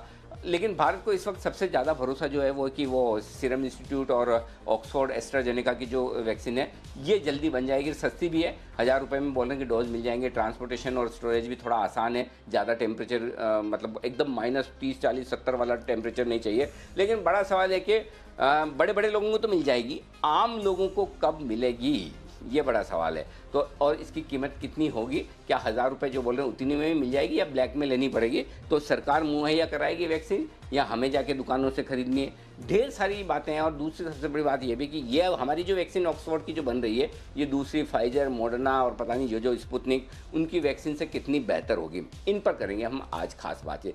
रमन गंगाखेड़कर साहब ये हमारे साथ जुड़ेंगे, जो ICMR के पूर्व हेड हैं और एपिडेमोलॉजी और कम्युनिकेबल डिजीज़ में। ये शाम के 4:30 बजे का 6 बजे के जो ये शो की टीज़ करता रहा ना, तो कम से कम 2 चीज़ होगी, मेरी इंग्लिश और मेरी दवाओं के बारे में नॉलेज मेरी बहुत बढ़िया हो जाएगी, दोनों ही चीज़ मेरी सुधर जाएगी। और एम्स के पूर्व डायरेक्टर डॉक्टर MC मिश्रा साहब भी होंगे, तो आज शाम का ये शो जरूर देखेगा जी। विशेष टिप्पणी के लिए मैं आ रहा हूँ बंसल जी आपके पास। जी बंसल जी बोलिए। देखिए अनिल जी, मेरा एक सिर्फ छोटा सा सवाल है और आशा करता हूं शाम के 6 बजे के शो में उस सवाल का अनिल जी जवाब मिलेगा। ये जो अनिल जी वैक्सीन आ रही है, कोविड की, कोरोना की जो वैक्सीन आ रही है, ये क्या चिकन पॉक्स की वैक्सीन जैसी होगी कि मतलब कि इसके बाद भी संभावना रहेगी कोरोना होने की? होगा तो क्या हल्का फुल्का होगा वैक्सीन के बाद कि बिल्कुल ही कोरोना प्रूफ हो जाएंगे? तो अनिल जी इस चीज का भी थोड़ा सा आप जो भी शो को होस्ट कर रहे हो अनिल जी बोलिएगा प्लीज, पूछने के लिए डॉक्टर से कि इस वैक्सीन के बाद कि बिल्कुल 100% कोविड प्रूफ हो जाएंगे, या जैसे चिकन पॉक्स की वैक्सीन लगती है उसके बाद चिकन पॉक्स तो होता है बट हल्का सा होता है, जैसे निमोनिया की वैक्सीन होती है अनिल जी, उसके बाद निमोनिया हो जाता है बट निमोनिया की वजह से आदमी हॉस्पिटल नहीं पहुंचता है। तो इस चीज का भी अनिल जी जवाब प्लीज होस्ट को बोलिएगा कि पूछे अनिल जी, तो पूरे परिवार के साथ देखूंगा शाम का 6 बजे का शो अनिल जी। आपका सवाल जरूर पूछा जाएगा बंसल जी, कोई दिक्कत नहीं। वैसे आपको मैं तो इसका जवाब दे देता, लेकिन बंसल जी क्या आपकी नॉलेज इस मामले में मुझसे ज़्यादा है? कई बार लोग मुझे पूछते हैं कि आपको ये पर्टिकुलर लैंग्वेज आती है? मैंने कहा हाँ आती है, अगर सामने वाले को ना आती हो तो फिर उसमें तो फिर दिक्कत नहीं। लेकिन प्रॉब्लम क्या है, इस वैक्सीन के मामले में, दवाइयों के मामले में आपकी जानकारी मुझसे कहीं ज़्यादा है इसलिए मैं चांस नहीं लूँगा, नहीं तो मैं तो बोल देता हाँ कोई दिक्कत नहीं, ये भी हाल वो चिकन पॉक्स जैसे ही है, एक बार टीका लगवा लिया, मस्त रहिए, लाइफ एंजॉय कीजिए, तो कोई दिक्कत वाली बात नहीं। लेकिन अब आप इस मुझसे ज़्यादा जानते हैं इसलिए मैं ये चांस लूँगा नहीं। तो चलिए, आपके सवाल का जवाब जरूर मिलेगा शाम 6:30 बजे, नहीं सॉरी 6 बजे है ना, हाँ 6 बजे वाला शो है, मिस मत कीजिएगा। तो ये और जो भी प्रोड्यूसर है हमारे शो के और एंकर है, प्लीज़ सुन ले, बंसल जी की पुकार है कि भाई इसका वैक्सीन जो आ जाएगा वो हाल वैसे चिकन पॉक्स जैसे ही लगा है। हाँ लेकिन बंसल जी ऐसा मेरा कॉमन सेंस बोलता है, देखो नॉलेज तो नहीं है लेकिन कॉमन सेंस ये बोलता है कि एक बार वैक्सीन लग जाती तो आदमी ना बीमार तो पड़ सकता है, वापस हो तो सकता है, लेकिन उससे जो डेथ रेट और मरने की और वो जो बड़े कॉम्प्लिकेशंस की संभावना है वो कम में हो जाती है। तो मैं जरा एक बार चोपड़ा साहब से उनके एक्सपीरियंस से पूछूं, चोपड़ा साहब इससे मतलब यही निकाले ना कि भाई वैक्सीन आ गई तो कम से कम आदमी मरेगा नहीं, बीमार तो हो सकता है लेकिन ठीक है, ठीक हो जाएगा, क्यों? 2-3 फैक्टर्स हैं अनिल जी, मुझे जो लगता है। पहली जो वैक्सीन की एफिकेसी कितनी होती है, क्योंकि वैक्सीन्स भी उनकी एफिकेसी के हिसाब से चलती हैं। अब जैसे बात करी जा रही है, कोई 90% बोल रहा है, 95 बोल रहा है और कोई 100 भी होगा आने वाले समय में। हाँ। मगर मुझे लगता है कोई भी वैक्सीन अगर आप किसी भी फार्मा वाले व्यक्ति से पूछें, 8 से 10 साल लगते हैं उसको डेवलप होने में। वो इसलिए लगते हैं क्योंकि उसके साइड इफेक्ट्स देखे जाते हैं। तो आपकी बात यहाँ तो मुझे कहीं ना कहीं ठीक लगती है कि शायद मृत्यु ना हो और कोविड की वजह से, मगर एलाइड कॉम्प्लिकेशंस की वजह से कुछ हो सकता है, क्योंकि मुझे लगता है कि एलाइड कॉम्प्लिकेशंस के लिए अभी इतना समय नहीं दिया गया इसकी चेकिंग में, टेस्टिंग में, कि जो कोमॉर्बिडिटीज हैं उसको भी लेके चेक किया जाए और उसमें 1-2 साल 3 साल वेट किया जाए, इतना तो समय ही नहीं है हमारे पास। तो संभवतः कोविड की वजह से दिक्कत ना हो, दूसरी प्रॉब्लम्स हो सकती हैं, ये एक पॉसिबिलिटी है। मगर हाँ, काफ़ी हद तक जो डर है, भय है, वो कम हो जाएगा और कोविड की मैनेजमेंट तो निश्चित रूप से करी जाएगी। मतलब एक बशर्ते कि जिस तरीके से जो कोविड का जो वायरस है वो म्यूटेट कर रहा है, तो वो कितनी म्यूटेशंस को, जैसे एंटीबायोटिक्स होती है, वाइड स्पेक्ट्रम एंटीबायोटिक्स का एक क्लास होता है, तो वाइड स्पेक्ट्रम एंटीबायोटिक्स बहुत तरीके के बैक्टीरिया को देख सकते हैं। तो इसी प्रकार से जो वैक्सीन है वो कितने प्रकार के कोविड या कोविड रिलेटेड वायरस को देख सकती है, ये भी एक देखने वाली बात होगी कि इस तरीके से कौन सी कंपनी की कितना वाइड स्पेक्ट्रम असर होता है। तो एफिकेसी एक फैक्टर जरूर है और मुझे लगता है कि डर जो है वो थोड़ा कम तो होगा ही, और ऐसा नहीं है कि दिक्कतें नहीं होंगी उसके बाद, बट हाँ काफी हद तक मुझे लगता है मैनेज करी जा पाएगी चीजें। अरे मैं तो सोचता हूँ ये सब दिल्ली के पानी में कुछ खास बात है, सारे दिल्ली वालों को इतनी खतरनाक नॉलेज है फार्मा की और मेडिकल साइंस की, गजब।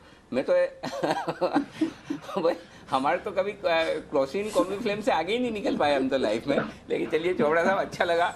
सिर्फ बंसल जी नहीं, बंसल जी अबे ऐसा नहीं है, जरूरत पड़ी हम चोपड़ा साहब से भी पूछ सकते हैं, आप ये मत समझिए कि आपका एकाधिकार है सारी इन चीज़ों पे, चोपड़ा साहब की भी नॉलेज तगड़ी है।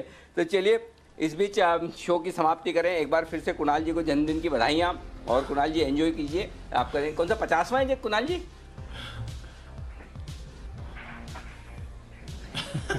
अरे जी 30वां है, 30th। अच्छा इतना कम? चलिए बढ़िया, जो भी हो जैसा भी हो आप एंजॉय जरूर कीजिए, ये हमारी शुभकामनाएं। आइए आप सभी से विदा लेने का वक्त है। बहुत बहुत धन्यवाद आप सबका। जी जी जी जी बोलिए, जी बोलिए। अनिल जी मैं ही कह रहा था, एक धन्यवाद प्रस्ताव पारित करना चाहिए आपको। देखिए मेरे जन्म दिवस के अवसर पर 13,000 निफ्टी हो गई, तो कुछ रहे तो अनिल जी मुझे भी मिलना चाहिए इसके लिए। ये तो हमने किया, आपने क्या किया? ये तो सारा हमारी मेहनत का नतीजा है कि 13,000 हुई निफ्टी और सेंसेक्स लाइट हाई हमने बनाया है। आपको तो रिटर्न गिफ्ट देना है, उसकी तैयारी कीजिए हमारे गिफ्ट के बाद। तो भाइयों जुड़े रहे, चिपके रहे जीवन के साथ। कुणाल जी का रिटर्न गिफ्ट जल्दी आने की तैयारी में, लेकिन उससे पहले एक तैयारी और है, और वो है रात 8 बजे की।